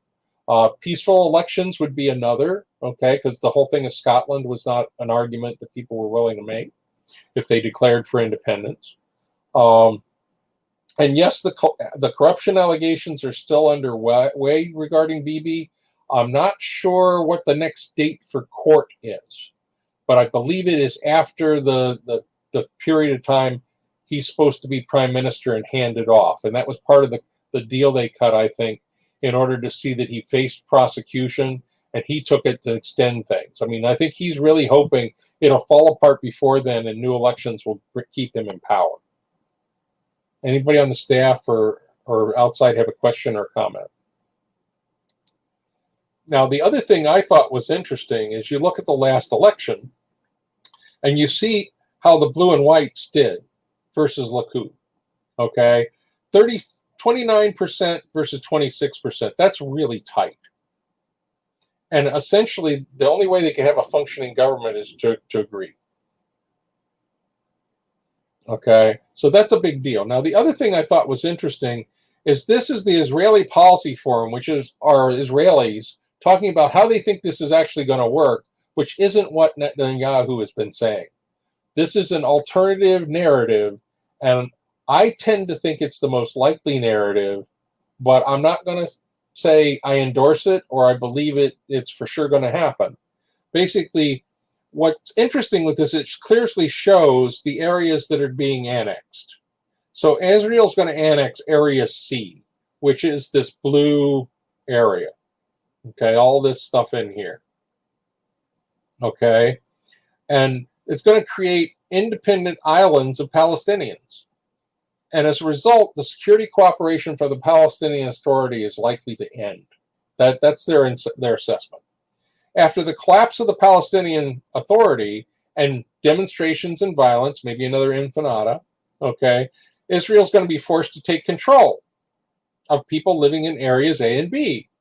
So see, all this red stuff's going to disappear, okay? And then if there's a lot of pressure, they think it's going to become a binational state, with them reluctantly granting West Bank Palestinians Israeli citizenship. The third part is the part I think that's least likely, and the least likely without a heck of a lot of violence. But this is a narrative that's entirely different than what we normally hear in the news here in the States, and something when I was trying to refresh my information, I came across. I am not real clear how big or how much support this group has, but they make a logical and rational argument for what could happen. The other thing to understand is the policy of the United States and most nations since the Second World War of no change in borders is extremely unusual historically. Historically, the right of conquest has been perfectly okay, which is how America stole half of Mexico fair and square. I mean, you got to understand that the right of conquest goes back before the Normans conquering England. It goes back historically as the standard of international law. So I'm not arguing for the right or wrong of it. I'm just saying international law takes what international law will bear. If somebody's willing to put themselves out and go to war or put a major commitment economically or politically for one side or another, sometimes it tilts the balance. And historically, that has always happened. But in recent history, it's rare. Just so we're all on the same page. Okay. So China, we had some folks that were interested in Xi and all his fun. China's got a lot of dilemmas that they didn't have before, some of which are self-inflicted. Okay. Hong Kong and this whole thing about keeping the regime in power is the number one in my view, because the opposition to the government in Hong Kong undermines their entire sense of authority. They've been successful so far in controlling information to the mainland about Hong Kong and in controlling that narrative and talking about law and order versus disruptions and violence and all that kind of stuff. And now they've just pulled another trick, which is suspending the elections for a year with COVID-19 being the excuse. That is going to lead to, in my view, an underground network of people actively against the Chinese government that live in Hong Kong. You're going to have a mass flight because of the offer of citizenship by the UK to Hong Kongers. And I'm not sure the Chinese are going to let as many leave as want to. So that's going to be a source of an issue. Also, if a lot of them leave, that undermines the regime in a whole different way. If you have, I forget what the count is. Does anybody know offhand the population of Hong Kong? If 30% of them leave, that's going to look so bad, and there's no way they're going to cover that up. You can't spin that 30% of the population are rebellious unless you're Gulen, or unless you're Erdogan against Gulen. I mean, he at least was able to pull off a better narrative. Plus, they were already sort of doing their push for, if you've lost audio, I'd suggest signing out and coming back in, because we do not control the audio. It all comes through Facebook or YouTube. I noticed the one comment. They were trying to flex their muscles over the South China Sea and to try to get control of that area physically. And one of the things they've done, and we've showed on charts at other lectures, is they've been basically building islands as missile installations so they can fire a missile and have sort of a range zone of control over anything that sails through that area in time of war, and imply that they have the strength to enforce non-transit and call it internal waters. They haven't got fully that brazen, but you also saw just in the last month, Duarte in the Philippines said, I'm not going to contest this. I can't fight this. He didn't give up his claims, but he basically said, I'm not going to fight the Chinese over this. He's too busy doing extrajudicial killings in his own country, so he's really not interested in that. The other thing is the whole trade war between America and China that Trump helped try to precipitate. Now, there's a lot to be said for the underlying concept behind what Trump did. And there's a lot of arguments over whether it has ameliorated or exacerbated the Chinese position.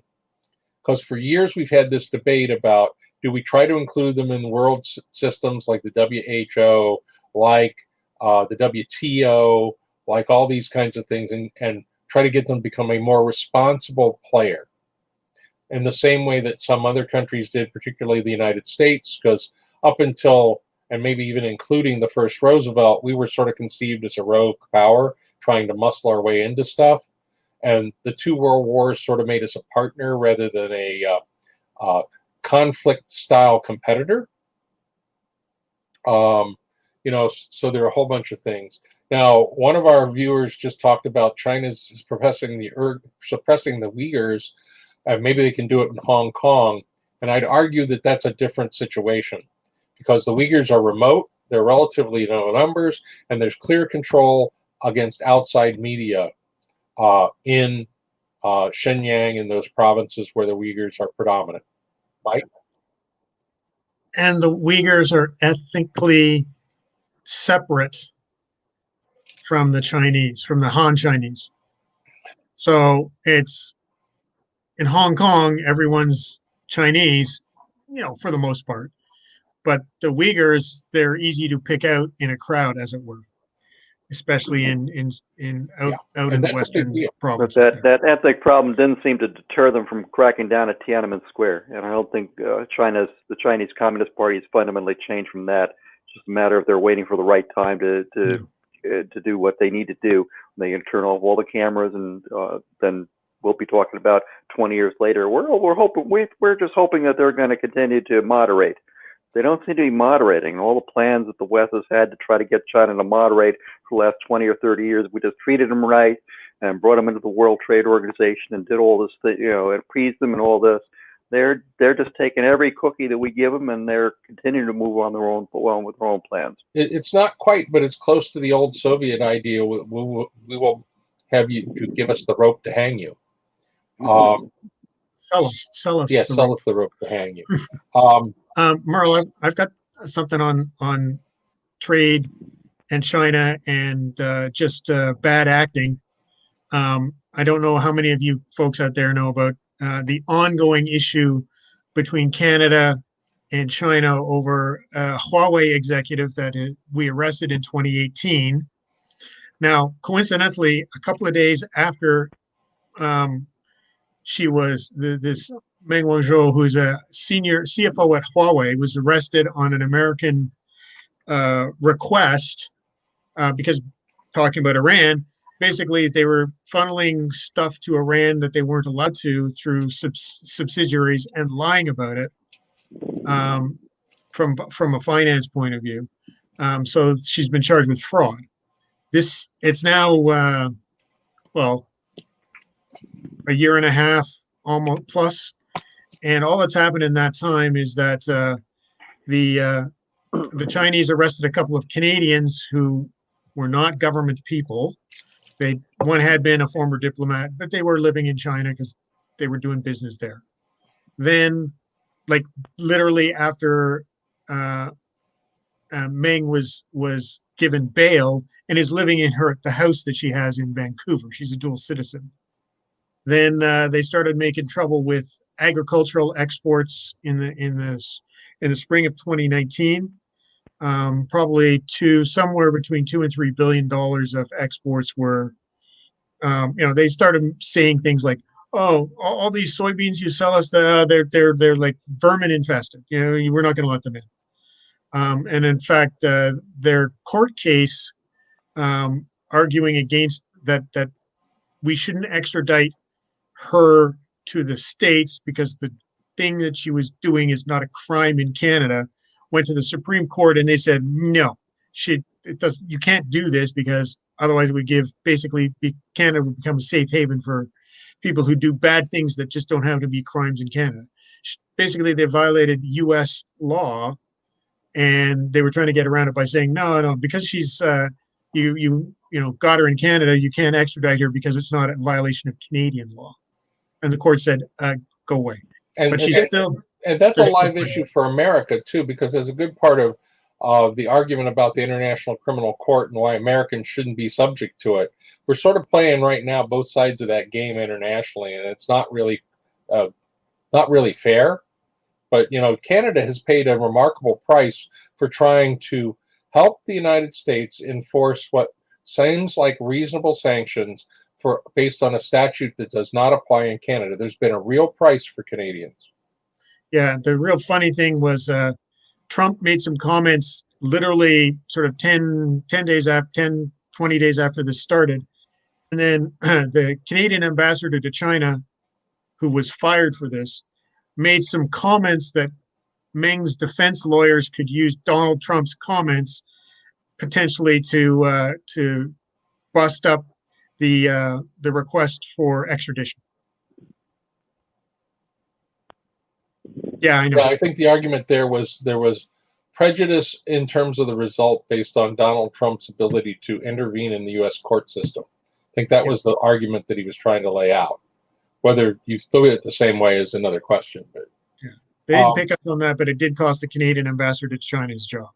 So I want to make another point relevant with what Mark brought out.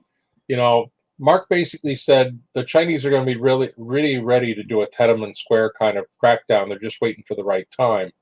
And I think to a certain degree, I would really agree with that. However, I think they want to try to ratchet that up as slowly as possible and try to make people think they were quote unquote provoked.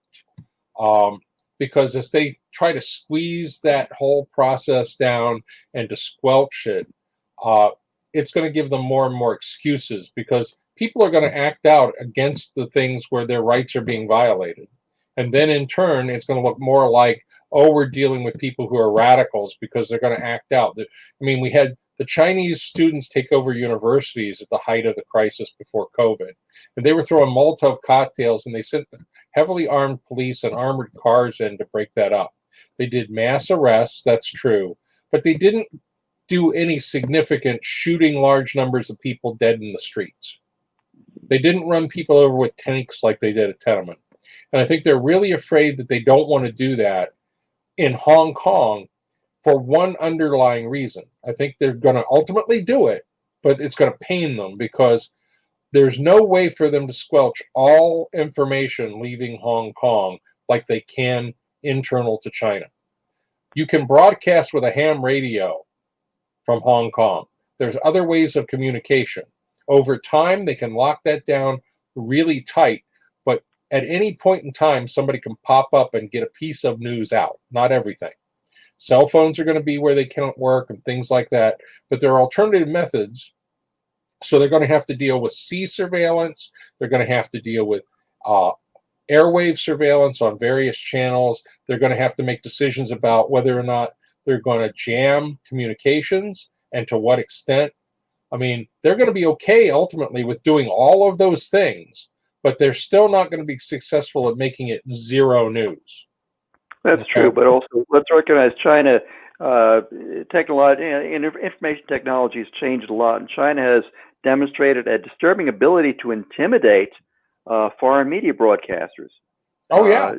So if you're going to continue to do work with China, you're going to have to spin or produce or put out this story in this way. We don't like the way you're putting out this story. We think it's inaccurate. This is the right way. And suddenly we find major cable providers are changing their spin to match what the Communist Party says. And that's one of the things I think is really going wrong with the world is that China is pulling these strings and manipulating people, and people are letting it happen, and the world is turning a blind eye. China is really becoming the Orwellian state. It's the one country in the world where that surveillance state is where they're headed. I won't be surprised within another 5 years that they'll start having two-way TVs going to every home in China, just like they did in Orwell's 1984. I can watch you at any time. And we've got some of that kind of surveillance capability in the United States, but it's dispersed amongst corporations. Not to say that corporations are better than the government, but Google pretty much knows where you are at any time if you've got an Android phone now. Anytime and every time, unless you pull the battery physically out of the thing, okay, and turn it off. I'm not even sure sometimes turning off works because they can remote turn devices on now. We know that. Okay. So there's a whole bunch of issues there, but the Chinese are integrating it into a total system, and they're using their financial clout and other things to deal with it. So we could have a wall of information, a big break between China and the rest of the world if everybody gangs up on them for doing bad behavior in Hong Kong or someplace else. But they're going to have to provoke the rest of the world to a serious level before the rest of the world will do it in tandem. And if we don't do it in tandem, they're going to get away with it. It's going to be incremental. Yeah, there was a question a few minutes ago about Taiwan. If we believe today that we're still going to defend Taiwan in the face of a Chinese attack. Yeah, there it is.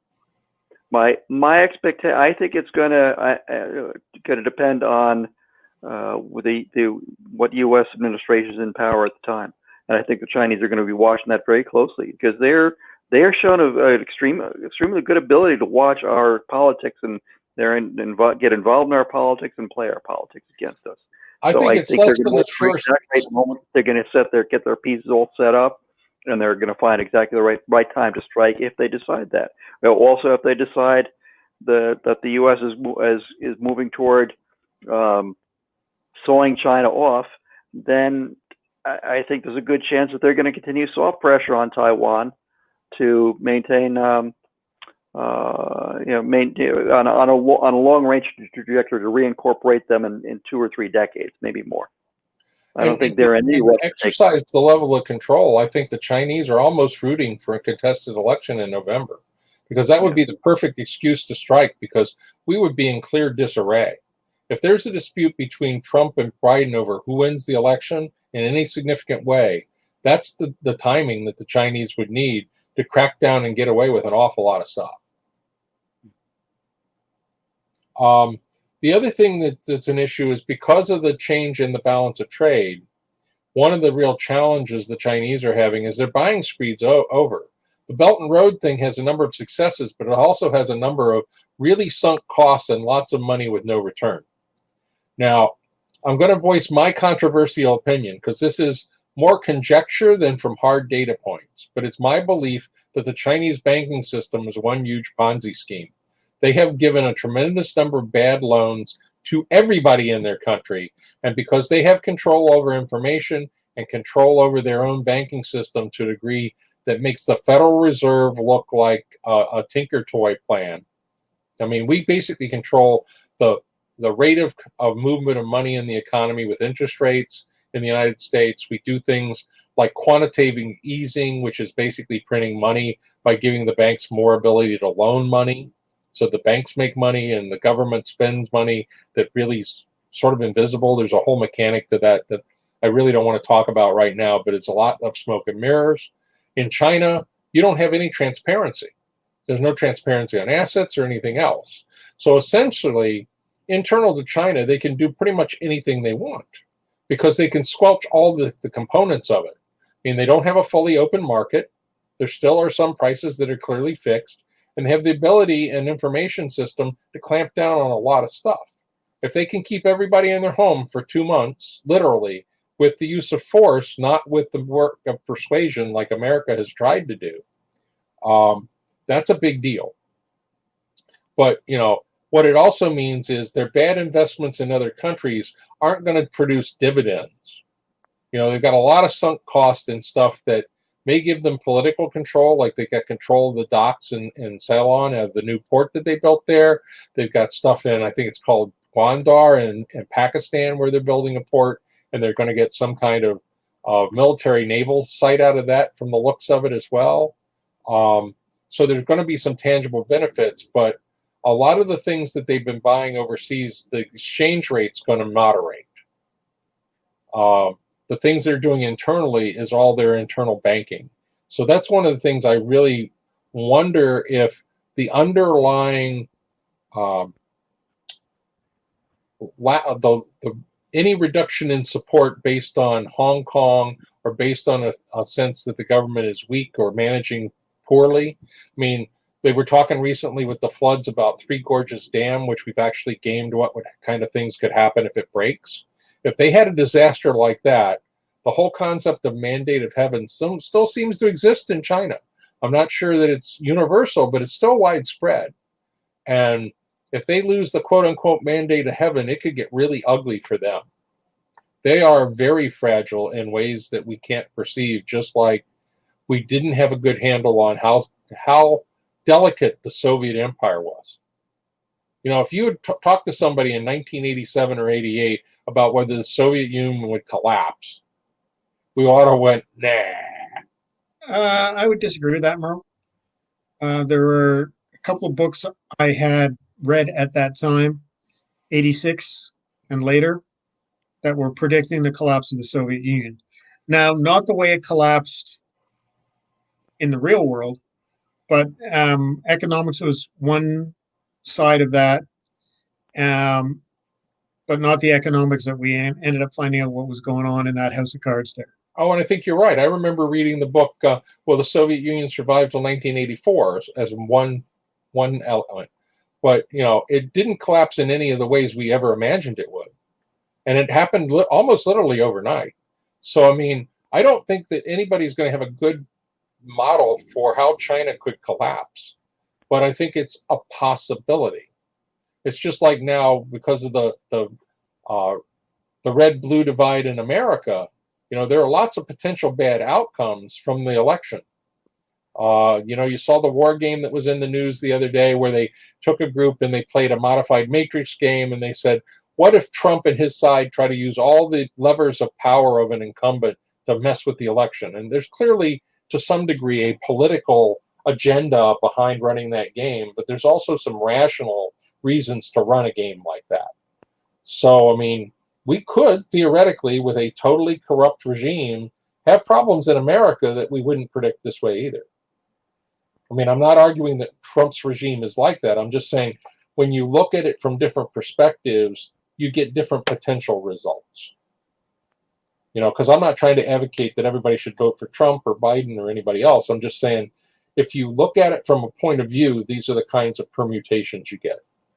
The other thing is they still have the constant problem. What do you do with a problem like Korea? And we'll talk more about that shortly. So I need to get cranking because we're running away. We got a lot of stuff. Hong Kong, the big thing there is this whole security ban and security law is going to ban sedition, ban succession, ban subversion, and enable extradition to the mainland and trial in mainland courts. That basically it destroys the treaty with Great Britain on the independence and one country, two systems. You know, so essentially all this stuff is going to be by the wayside. So in my view, Hong Kong is right now doomed. The question is how many people get off the sinking ship? Thoughts, comments?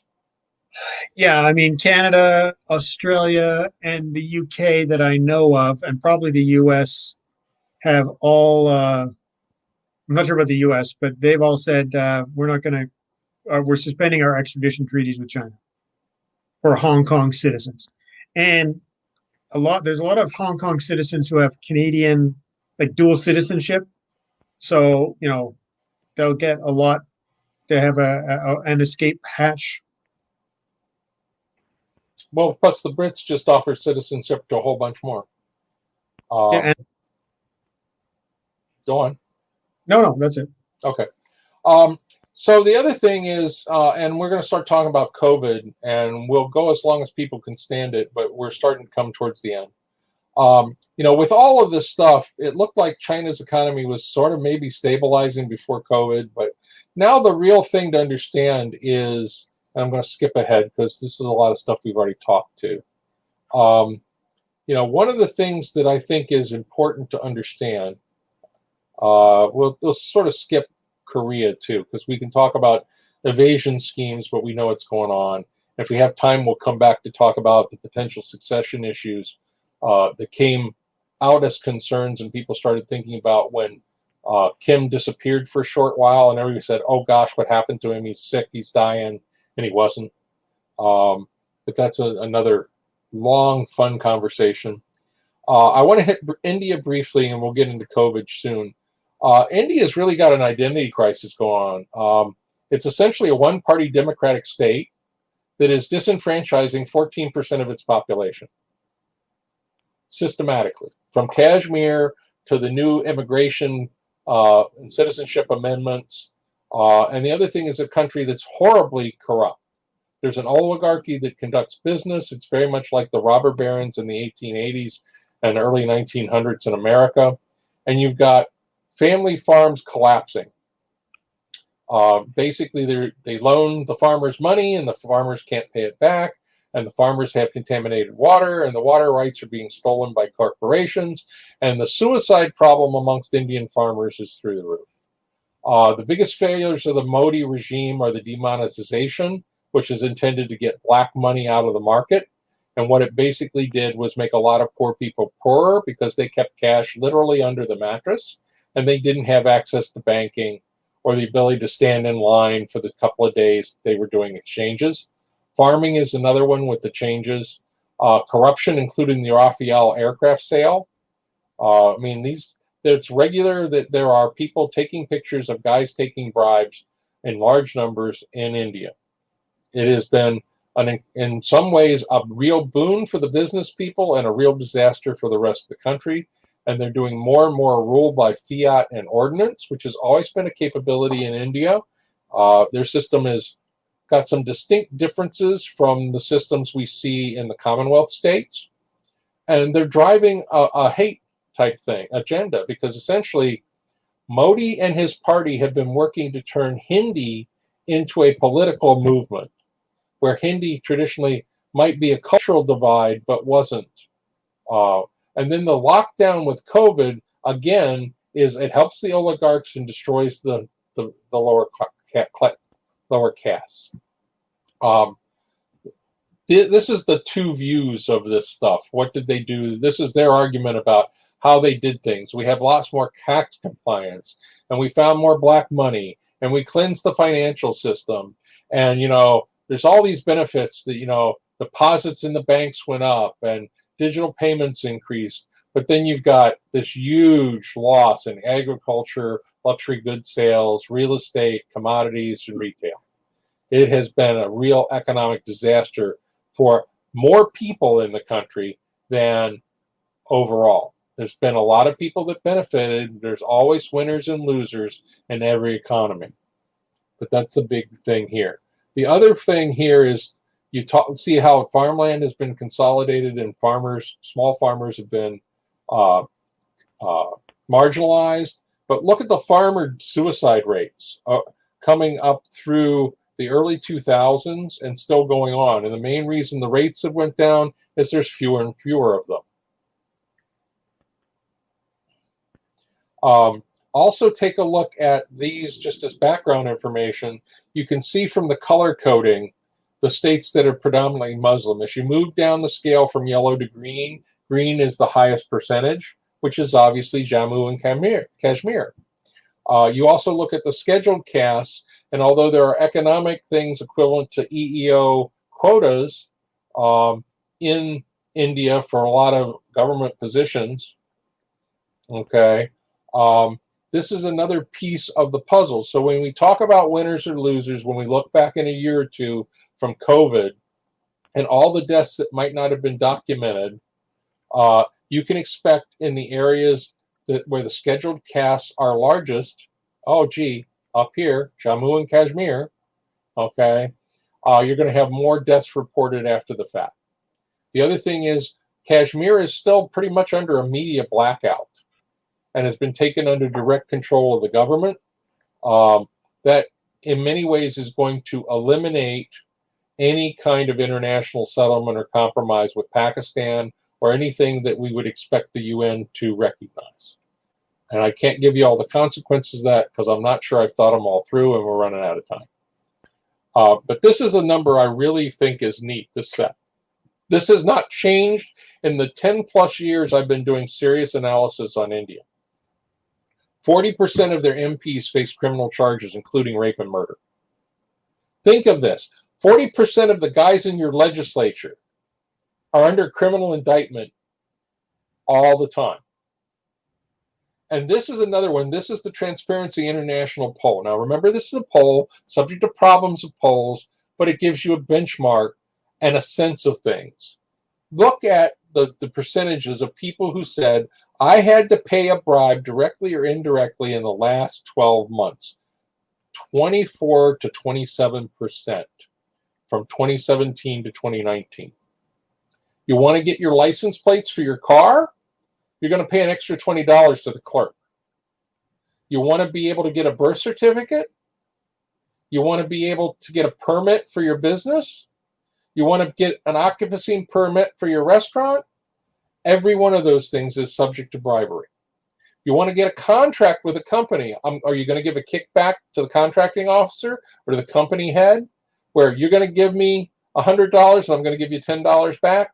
This is regular business, and it's to a scale, I think, but I can't prove, is higher than in the Soviet Union in its height of decadence before it collapsed and before they had oil prices bounce back. If you look at international numbers on confidence in the corruption index, India is always really up there. This is another example on a breakdown of corruption levels in the areas that Transparency International thinks it's highest and lowest. And the areas that are blue on this big chart are where most of your bribes are paid to the cops. The brown areas are where it's property registration and land issues. Municipalities, this is their IT segment of the country where that's highly concentrated. And whether it's the electricity board, the transport office, the tax office, or whatever, it's the stuff that's in yellow. This is pervasive and nutty. The lockdown and direct rule, I don't know enough because there's not much information coming out now, but it's something to keep in mind. And then the recent clashes. What's interesting about this is neither side is using guns. They're using sticks, rocks, nails, and stuff like that because of this treaty that they signed in '96. And they're doing it in super cold areas where often they have to have oxygen supplements. So it's remarkable stuff.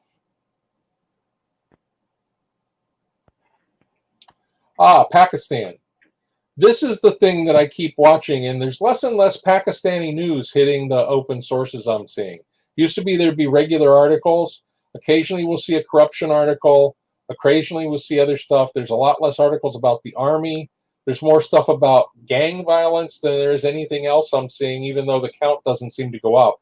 When you look at the articles, there's X incidents. The number of incidents doesn't seem to go up, but and so on. So the question that Jonathan had, this is the first really solid separate question I've seen for a little bit, is on the Indian thing about, are public servants underpaid in India, or what's the main factor?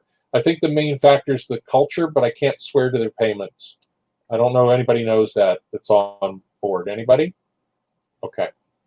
So the arguments here is that Imran Khan has been trying to balance the army and trying to present himself to the West as a modernizing force to get investment. But they're in a lot of financial trouble. There was the IMF refinancing on their loans.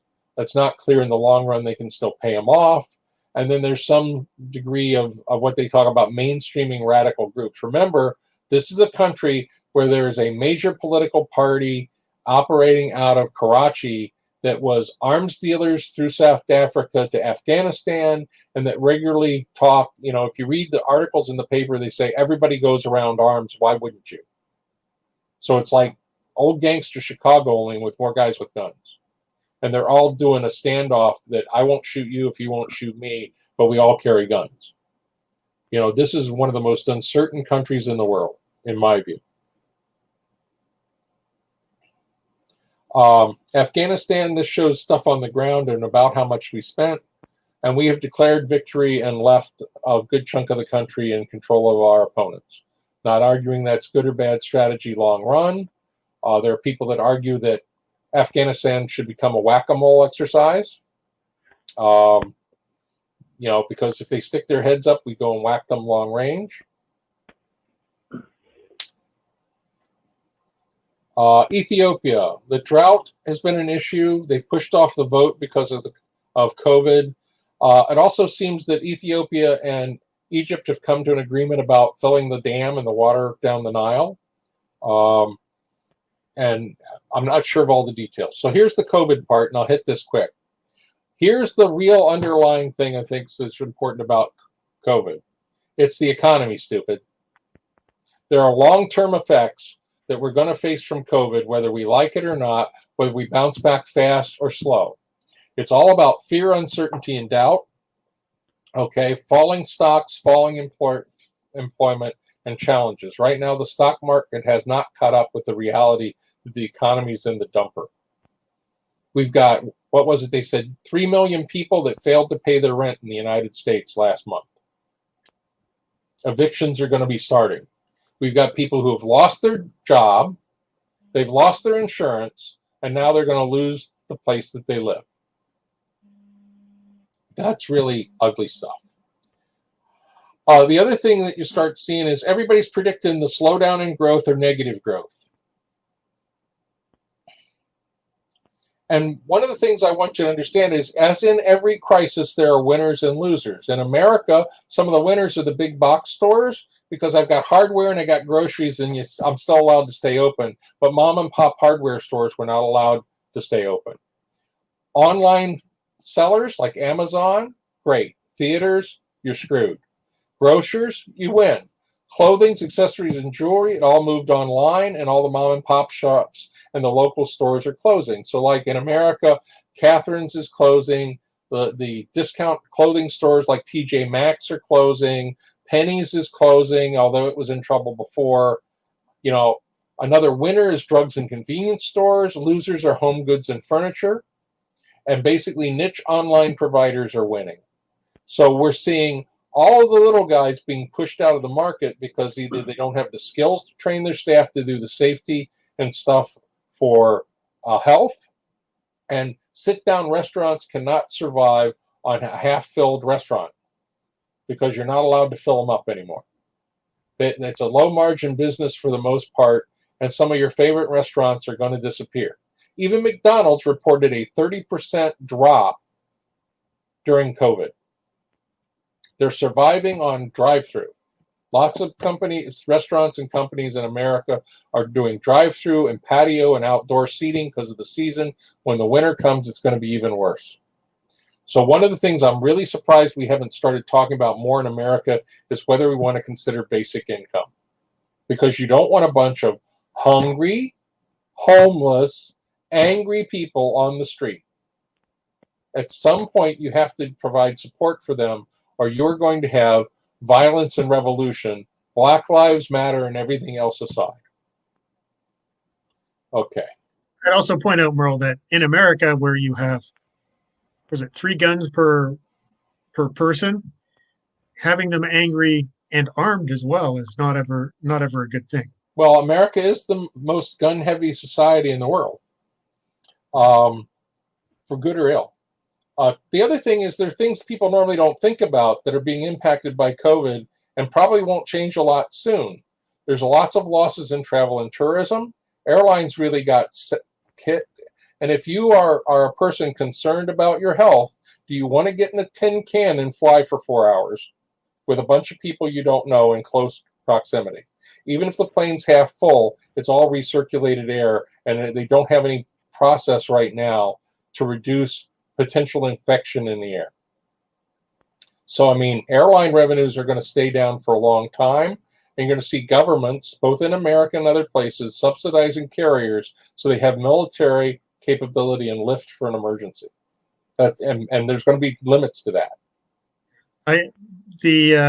In Canada, the 2 major domestic carriers, both basically, I think Air Canada announced that they lost $1.9 billion in the last quarter. But the big thing was, one of the things they always look at the travel industry is what percentage, but their traffic percentage dropped 90 to 95% because no one's flying.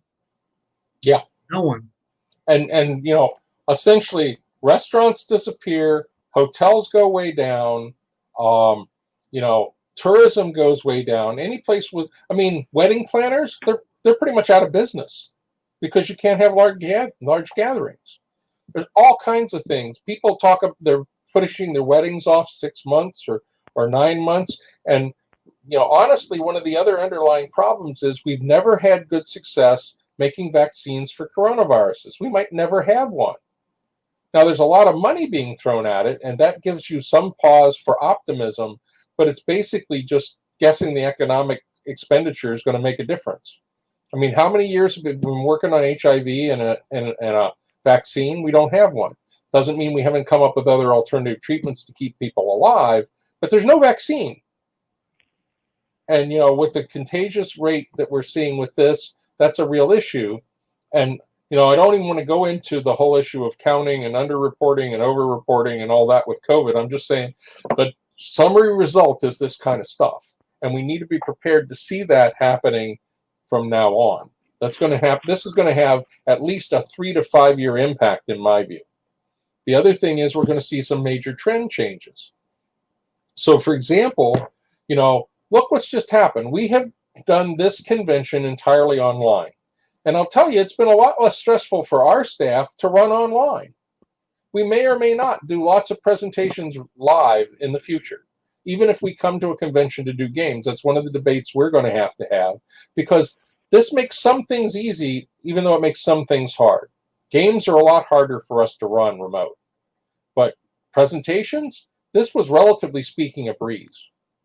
So there's going to be a lot less of some stuff and more of others. There's going to be less brick and mortar.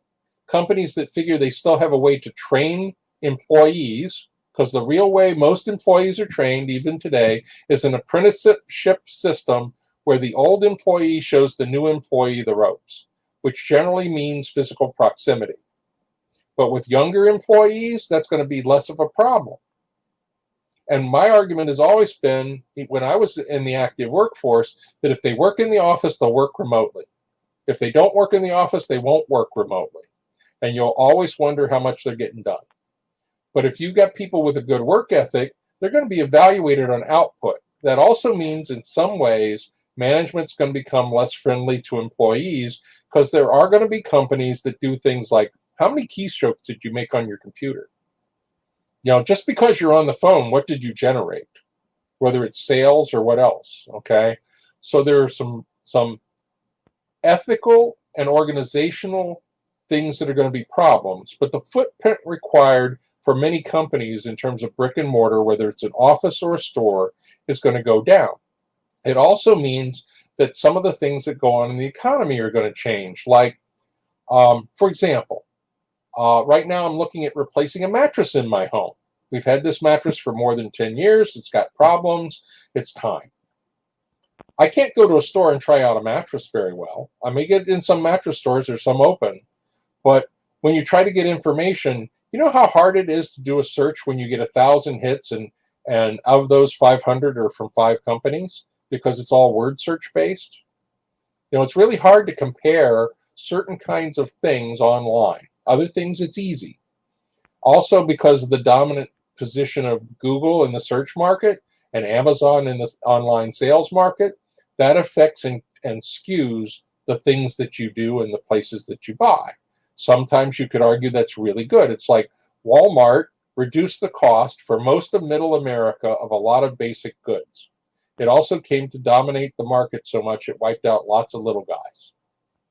In some ways that's good, but now after that happens for 20 years, there's no competition. Is that good? There's no clear answer to that. A lot of it depends upon, does your management stay ethical, and can you keep any system that's good running for 20 years? I would argue you can't always do that. You most of the time can't.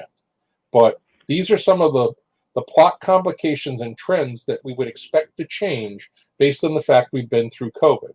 Because COVID is a defining event for this age cohort and generation, in some ways the same and in some ways different than 9/11 was for another generation, and that Pearl Harbor was for a generation before that. I'd like to point out epidemiologists and futurists have been saying that we've been living on borrowed time against a really serious virus for decades now. As as bad as COVID has appeared to be, it's nothing like it could have been. One possibility is 10, 15, 20 years from now, people are saying it was a good thing COVID hit us because it woke us up to a bunch of things, and we needed to get some more systems in place. We needed more things for what's really going to come around the corner in another few years. The other thing is, visualize what would have happened to us had COVID hit in 1981. We would have a much higher death toll. We would have very few people working from home. There would be a lot more fear, uncertainty, and doubt because we didn't have desktop computers in every home. We have it in most middle-class homes and better in the country today. It hasn't penetrated to all parts of society, which is sad and bad, but we can operate almost a third of our economy from home.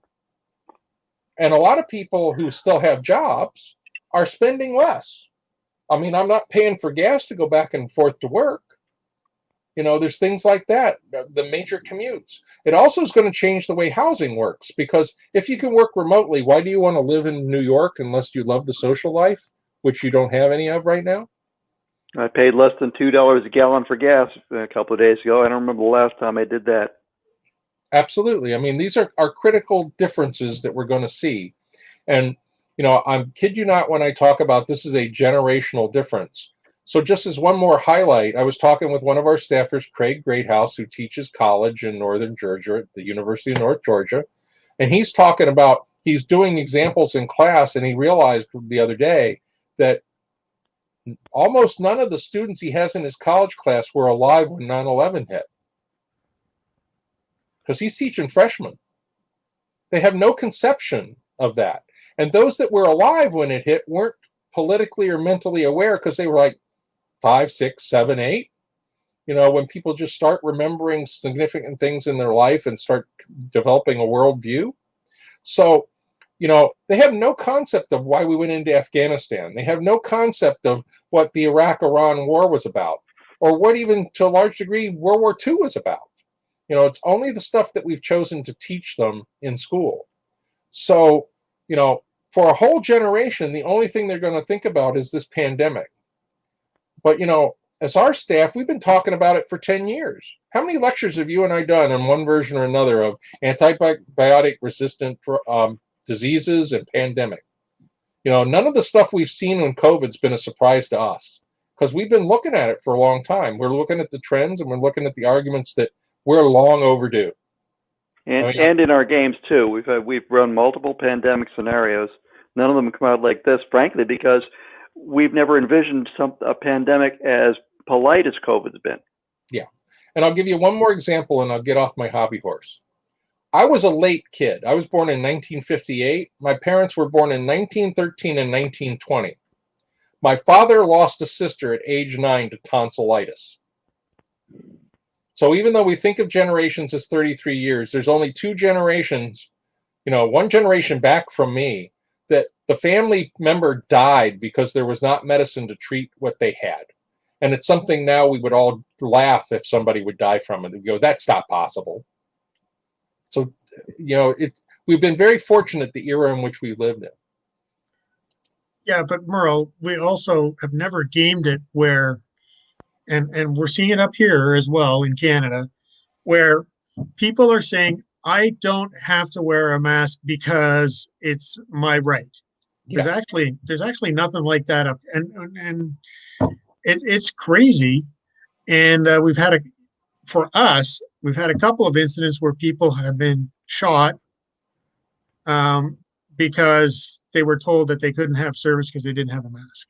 Oh yeah. And if you think about that in Canada, where we don't have a lot of guns, the fact that it's actually happened is shows you how crazy some of these anti-mask, it infringes my goddamn civil rights thing. I want to see a court case where somebody who refused to wear a mask gets charged for causing the death of someone else, sued. Oh yeah. What's troubling me more than anything else with this is the politicization of it. It's basically so you can't get any true information anymore because all we're hearing is the sky is falling continuously from clickbait news stories. They're trying to make it sound a lot worse than it is. But also, in each political party are saying what they need to get the most votes instead of trying to address the truth or finding a true way forward. It's not, I'm shaking my head saying, why are we saying now it's such a surprise that COVID-19 is not as lethal as we thought it was going to be because we said it was going to be 5%. I knew in early February that if you were under 50 years old, COVID-19 getting COVID-19 gives you about 0.1% chance that you're going to die from it. I knew that, and that was out. So why are we so surprised now that it wasn't 5%? Somebody inflated that. And why did they inflate it and for what reason? There's a whole lot of investigation going to be going on in the next few years as to every lie that was told by whom and why it propagated, and why the truth couldn't come out. A lot of it is people want to sell papers and they want to sell ads, and the more fantastic it sounds, the worse it is. The other thing that I look at, and subject for another kind of discussion, I'm kind of interested Sunday to hear what Greg has to say with his degree in informatics, is, when I look at the big picture, there's been a decline in trust in government from the 60s on. And there have been a couple blips in that, okay? But you look in America, and to a certain extent in the UK, and to a much lesser extent in Canada, that, people have been less and less respectful or believing of their public officials. And in the United States, particularly because of the red and blue divide between urban and rural, Republican and Democrat, economic class, social class, and race. Because there is a clear economic and cultural difference in summary, not in individuals, but in summary, between blacks and white in America, Hispanics and white in America. Even though there's a big slice of the Venn diagram that's poor whites or poor Appalachian whites that have different kinds of problems than the predominant, white society. All of those things have exacerbated what's called confirmation bias. And I've got guys I know from high school and college that are vehement anti-mask people and who are vehement Trump guys. And it doesn't matter when you have a discussion about what do you use as your key facts, that you can ever have a conversation with them comparing the source of information. They may accept only a few or no news media outlets. They may accept few or no experts. Many people take only the experts they are interested in from the internet, whether they're from the right or the left. And I know that the staff and I certainly don't have any answers for those things, but they should be really scary, because the basis of democracy is free and open flow of information and truthful information that you can validate. Yeah, I fear that we're beyond that. I don't trust. There's some news outlets I know I can't trust a word they say, and other ones I listen to routinely that I know I shouldn't be trusting what they say, but they have a better track record, in my opinion. But I'm showing my conservative bias. Well, my bias now is to look at foreign views of the United States. I spend, strange as it sounds, I look at Al Jazeera because they still have a lot of the BBC correspondents, and I'm careful about evaluating what their point of view and who the correspondent is, because now I'm spending more effort in finding out about individual reporters that write a report. I do that with American papers and sources as well, and I don't have the resources to have paid view of a lot of these documents. Like, I can't be in the Washington Post and the New York Times and all the different sources, and Newsweek and Time and AP, but there's things I'll look at. AP, I'll look at Reuters, I'll look at BBC, I'll look at multiple sources in the US from news aggregators, and then I'll look at what's the source and who's the author. All of those things are hard because the only way it works is if you watch them for a track record. Yeah. And you compare them against the other sources you think are reputable. Because there are people that make up entire arguments. I mean, it's even in Science Magazine, you saw the thing a couple years ago where there were a couple of scientists and they wrote up an article about the health benefits of chocolate, which was entirely imaginary story that they pitched, and it hit all of the news as being something out of a science journal. and they fabricated all of the data and confessed to it later. Okay, and the thing is, you have to look at the specific report and do analysis to a level you never had to before. I mean, it used to be you tune in and listen to Walter Cronkite, and you knew when he was talking editorially, and you knew when he was just repeating news that came from his staff. And there was not the kind of tilt there is now. I mean, I watch Canadian broadcasting a lot too, because that's another example of when you see their view of us, you can sort of see where the boundaries are on how they tilt the story. And it's really helpful. And that's when you see our NSDM web page, our Facebook page, Robert used to do most of the posts. Now I'm doing most of the posts. And it's all information from sources that I think are semi-reputable, but I don't endorse any of them because this is more food for thought. If you're not a critical thinker, you shouldn't be a follower of NSDM. And even though, like in this presentation, because of staff time and effort, I'm the main ranter, okay? You don't have to agree with me. I just want you to look at the point and think about it and do your own research. And if you disagree, including you guys writing comments, say, this and this and this is what I look at, and I have a different viewpoint, and that's okay. That's sort of the fundamental tenet of what we've done with this civil debate society we call NSDM, because we're all volunteers and we've all agreed to be civil and we've all agreed to talk about issues. And mostly we talk about international affairs and international politics and say, what did they do? What was the result? What did they do? What was the result? Which is great because we're doing most of our analysis based on history and hindsight. When you try to project into the future, you talk about today, that's where you start having a lot more problems, and emotion and bias come in to a greater degree. Not that they're not there with other stuff. That's my other rant. I'll stop. I'll try to be good. But when we talk about trends, these are some of the technological changes that are going to hit society. The other thing is this media manipulation and diplomacy. Okay. All of this disinformation, and that's one of the reasons we have a lecture tomorrow on data and power that Greg Mouse is going to provide, because he has got a degree in trying to analyze news and polls and information sources.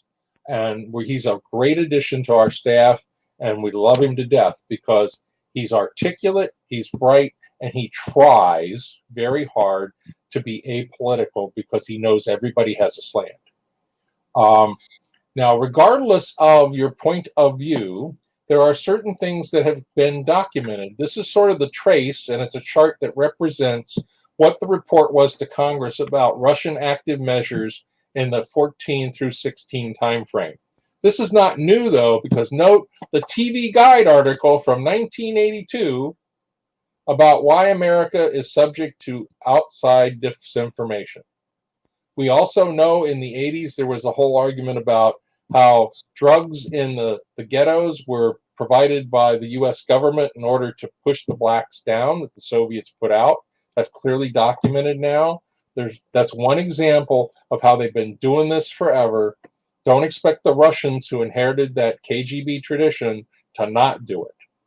And to a lesser degree, almost every nation, including the United States, interferes with somebody else's elections. But they have different standards on what they do and are willing to do. So you could argue in matter of degree and kind, the Russians do, out of 100, they do 80%, and we do 40% or 20%. And I don't know how to measure it, but we know that this is the stuff that there's clear evidence by multiple organizations, both US and UK, that have documented and reported on it. So the only way you can deny this information, in my view, is you have to say the deep state exists across cultures and across nations with lots of people involved. And it's a huge conspiracy. And any of us who have worked in long organizations are going to laugh at that. Because you can't keep a secret that well and orchestrate people that well. And Merle, you're missing your tinfoil hat right now.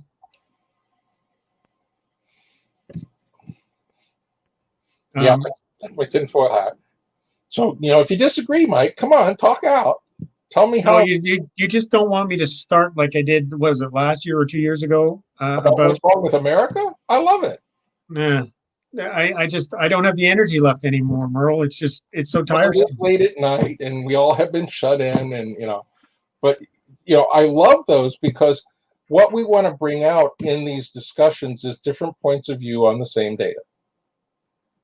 Well, I think you guys have a big problem right now in the White House. Right? I don't have any influence on the American elections, but you guys better get it right the next time because Trump is causing you to lose. Basically, nobody respects the United States anymore because you have Trump running things.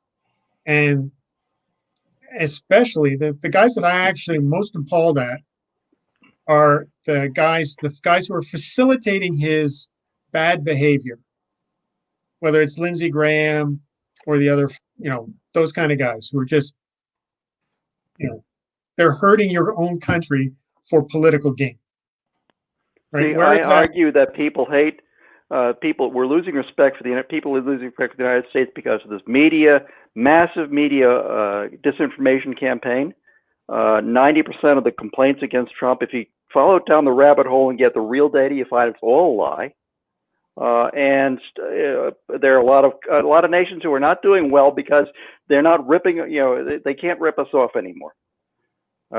Trump has done an awful lot of good things that you never hear about unless you find the right media sites that aren't blacking it out. I hear this again and again. Oh, Trump is terrible. Trump is the best president we've had in 50 years in terms of his accomplishments, what he's done for this country. So there are things that, I'll play the middle road. There are things that Trump has done which are useful. Calling China out on manipulating the process of trade is a really good thing. I might argue with his tactics, but his goal sounds good. Now, there are other things I sort of go like, do I want to trust this guy when we know he ran a fake university and charged for it? And how? Yeah, and I don't understand really. Did we accomplish anything by recognizing Israel's moving the capital to Jerusalem or moving the embassy to Jerusalem? It might have fed some people's egos, but that didn't make sense to me. But when you actually look at the timeline of his response, the federal response to COVID-19, everything you hear about how it's been incompetent has been a lie. It's all a lie. Yeah, but he's been on top of the thing a lot more than anyone else in the country, especially anyone in the Democratic Party. They're all trying to claim, oh, he's incompetent. If you look at what they said time by time, oh, he's a racist for shutting down travel to China. Now, months later, they said, yeah, he should have shut down travel to China. You don't hear that very much. They don't make that admission.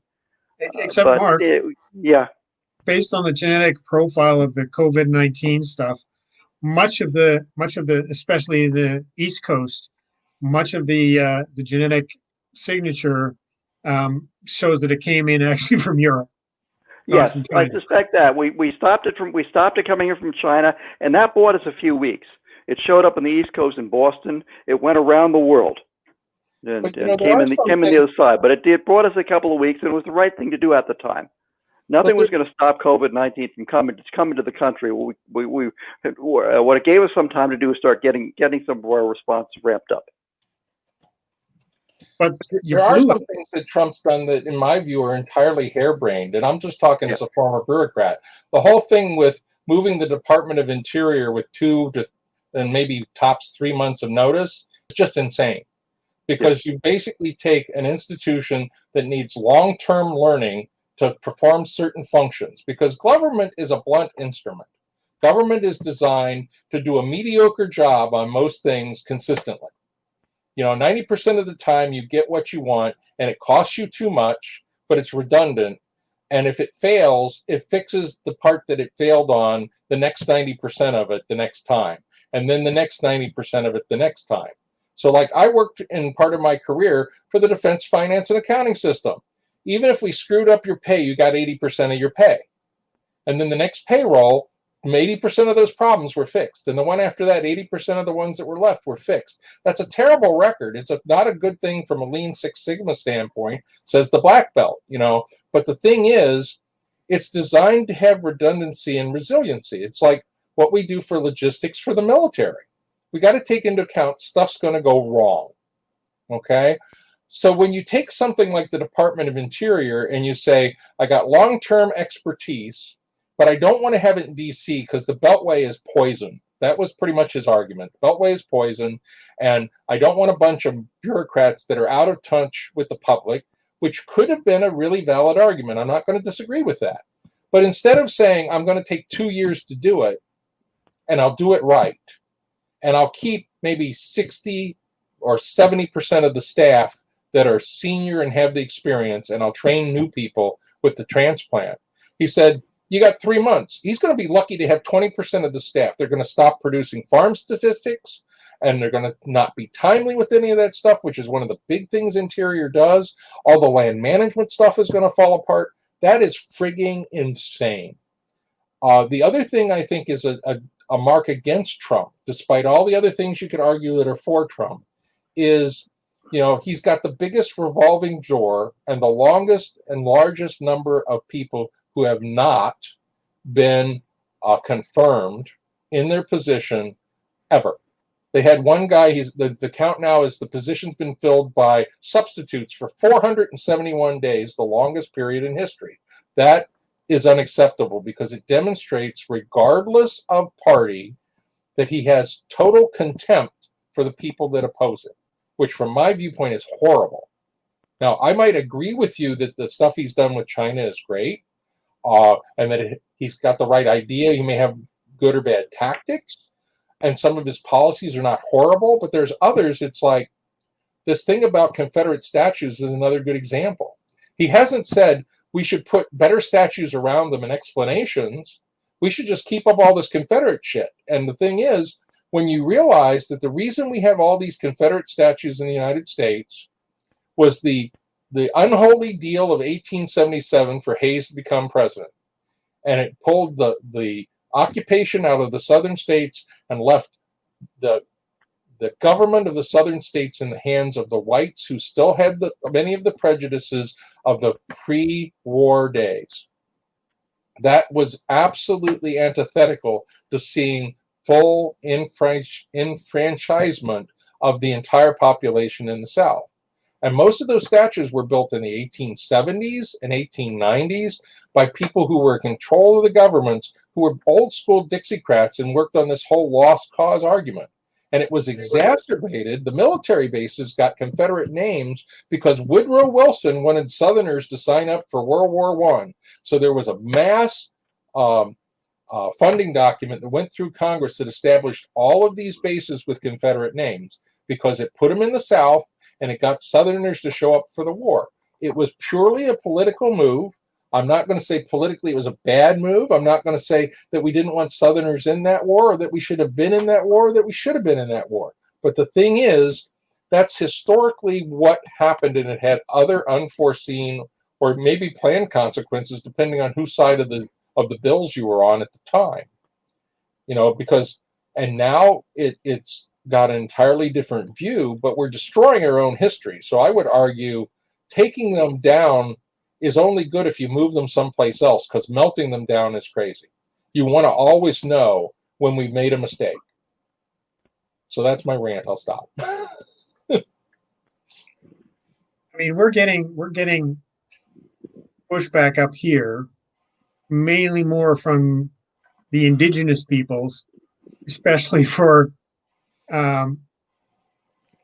some of the fathers of Confederation, especially John A. Macdonald, because of a system that they put in place, which they thought at the time, 150 years ago, was a good idea, because of course they were trying to make things better for the indigenous population, who couldn't be left trusted to do things by themselves, according to their thought processes. So there have been attacks on and requests to remove statues of some of these people. I disagree with that part of it, because it wasn't like they were also traitors to their country, like many of the Civil War generals that their statues of and bases named after. And plus, they were losers. They lost the war. So why are you celebrating the losers? That's all. I'm going to stop there, because otherwise I'm going to have to get the virtual knives out or something like that. But I think Trump is yeah, you can say he's beating up China, but then why is he picking on NATO? Yeah. All right. Give me a second. I'm adding something to the chat because I'm trying to keep us civil. Me too, but hey, at least it's not Robert. Well, that's true. Robert does have very strong opinions about the current administration. And he's made that painfully clear to me because we talked about the election, and I won't say that I was. I'm one of those people that couldn't swallow either one last year for the last election for the first time in my life. I couldn't vote for either one of them, so I went independent. And he sort of looked at that as I sold out because he figured that's how somebody won. So I've heard it, and I understand it, and I empathize with it in hindsight. But such is life. You make your best call when you can make it. The other thing with the media megaphone is the kind of stuff Mark talked about, where the Chinese have been influencing people and buying certain kinds of reports. I'm kind of surprised that they haven't tried to buy up news outlets in the West yet, because I haven't seen much in the way of reports on that. So it is Well, yeah. in Canada, if a foreign buyer was going after the major broadcast networks, one of which is already owned by the government, and the other is publicly traded, yes, because it's part of Bell now. There'd be a lot of weeping and wailing and gnashing of teeth about that. Yeah, we protect the cultural, and using that air quotes thing that's around the media companies. There's laws about that. Yeah, absolutely. About foreign ownership. Well, the nice thing I like with the staff is we've never descended into name calling, which is a really good plus. This is another one that I came across that really surprised me. You know, Iran actually created a fake version of the FPRI website. And, you know, there are all these attacks, and you look at which countries are pulling attacks, okay? Which countries are being targeted: Yemen, Syria, Afghanistan, US, UK. And then this is the tweet timestamps about creation of fake accounts that have come up out of the analytics. This particular one is from the DRFR Labs. And as near as I can tell, that is a reputable source. I won't vouch for their numbers exactly, but even if they're in the ballpark, it gives a graphic picture of a lot of the things that you hear in the news that you don't hear evidence for.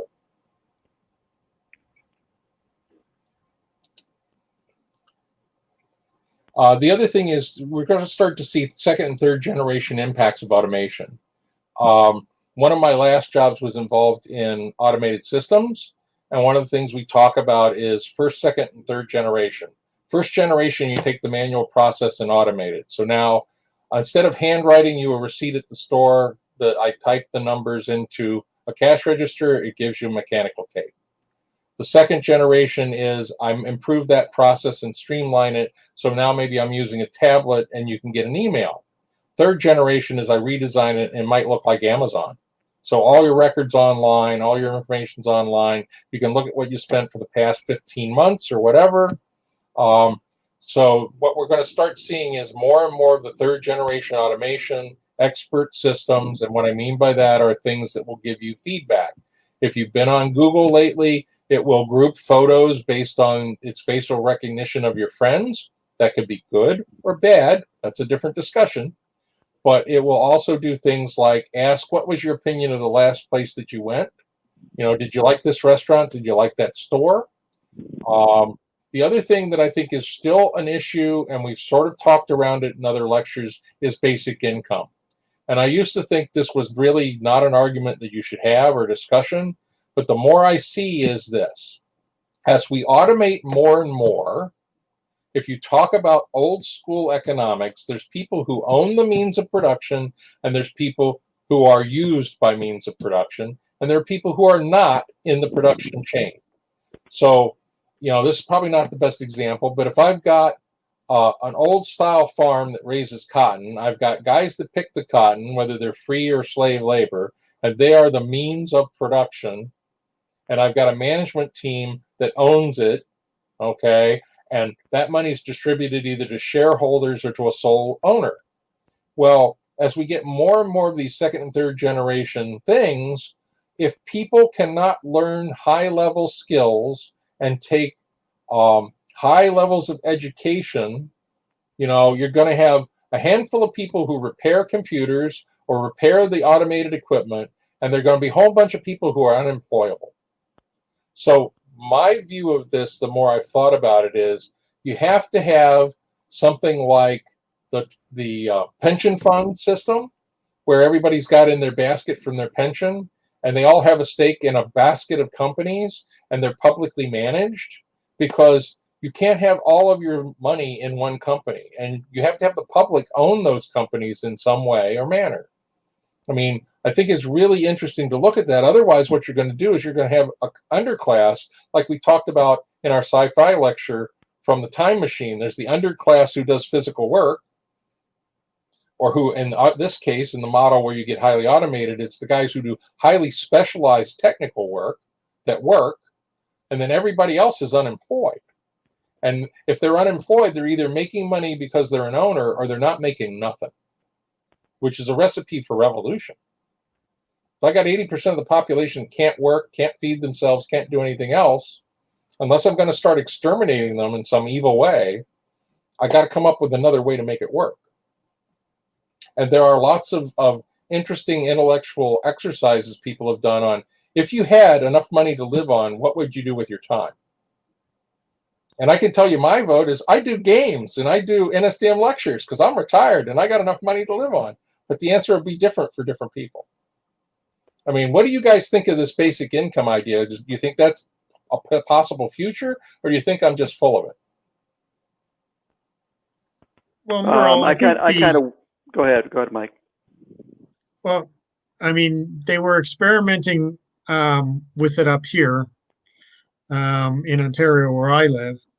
And then the government changed and they stopped the experiment right away because the new government was small c, big C conservative. And of course, all wrapped up in that, government money kind of thing. The condition, I mean, it wasn't the basic income that they were providing was maybe $12,000 a year or 16. But the big thing was you got your check, and there was no government saying prove that you didn't work this month.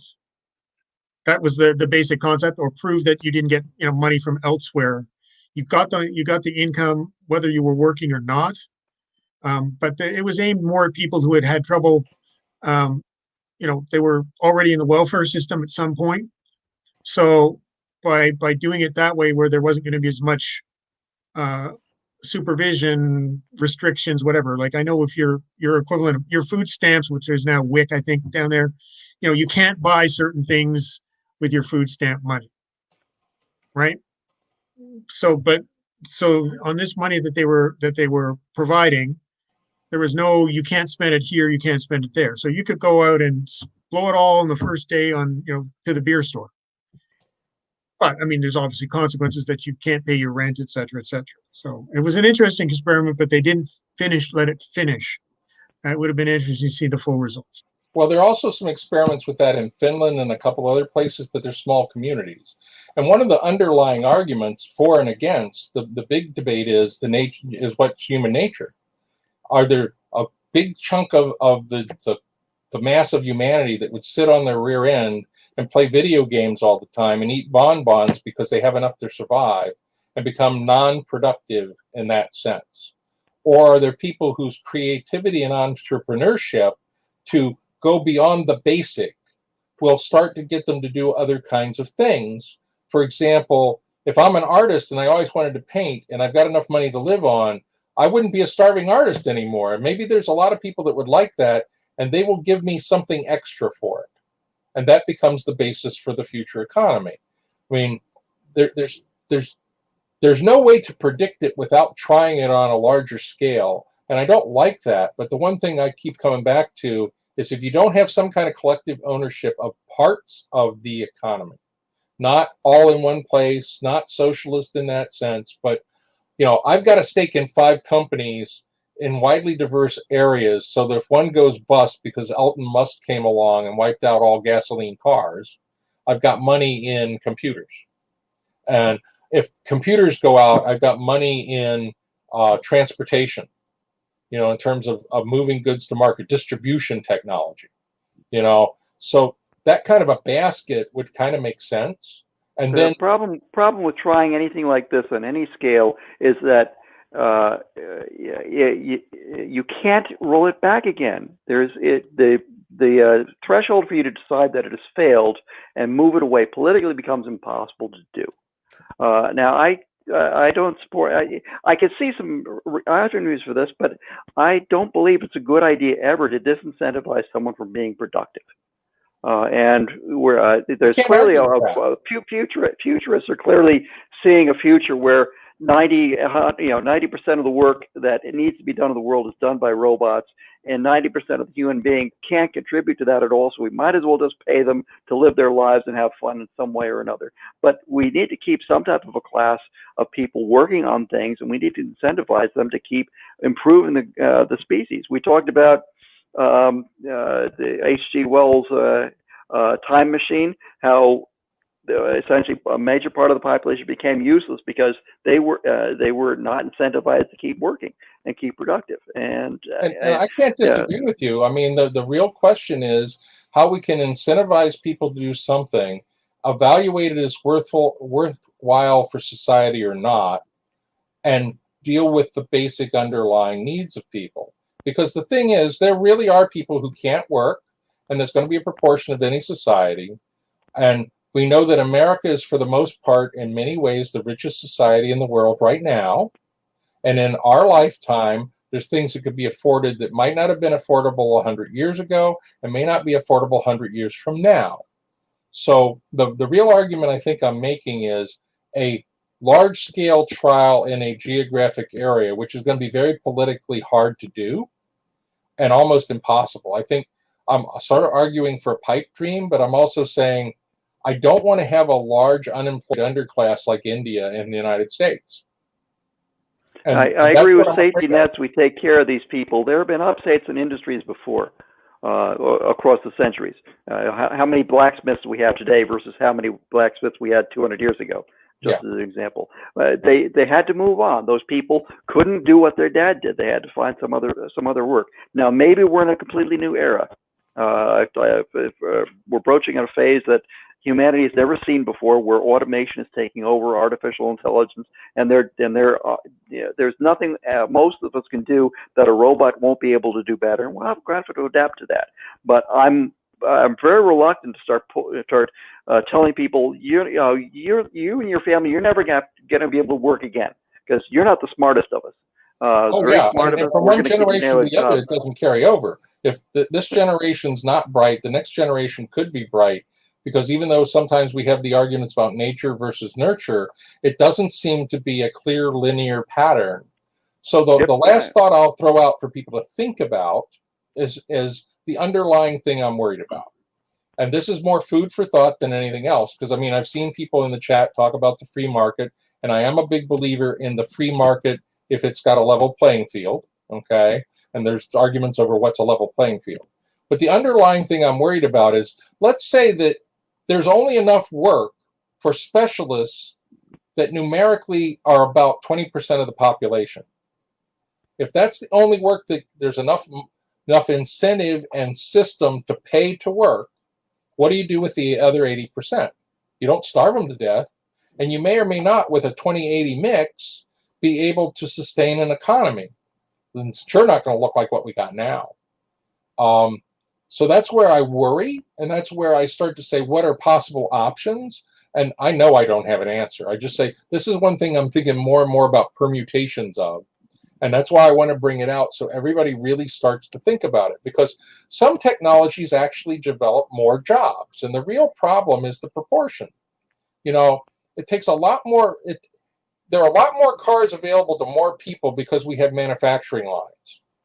And they're cheaper. The Model T made a car a middle-class item instead of an upper-class item.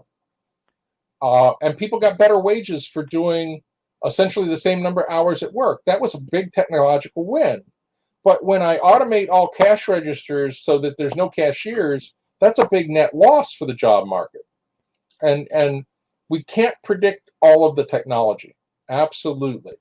And, the question is, how much money can you print before it's a problem, too? Basic income's got underlying flaws. So this is more a thought experiment than a real argument, oh, gee, politically, we need to do that. And I don't really want to get to the point where NSDM is saying this is the political answer.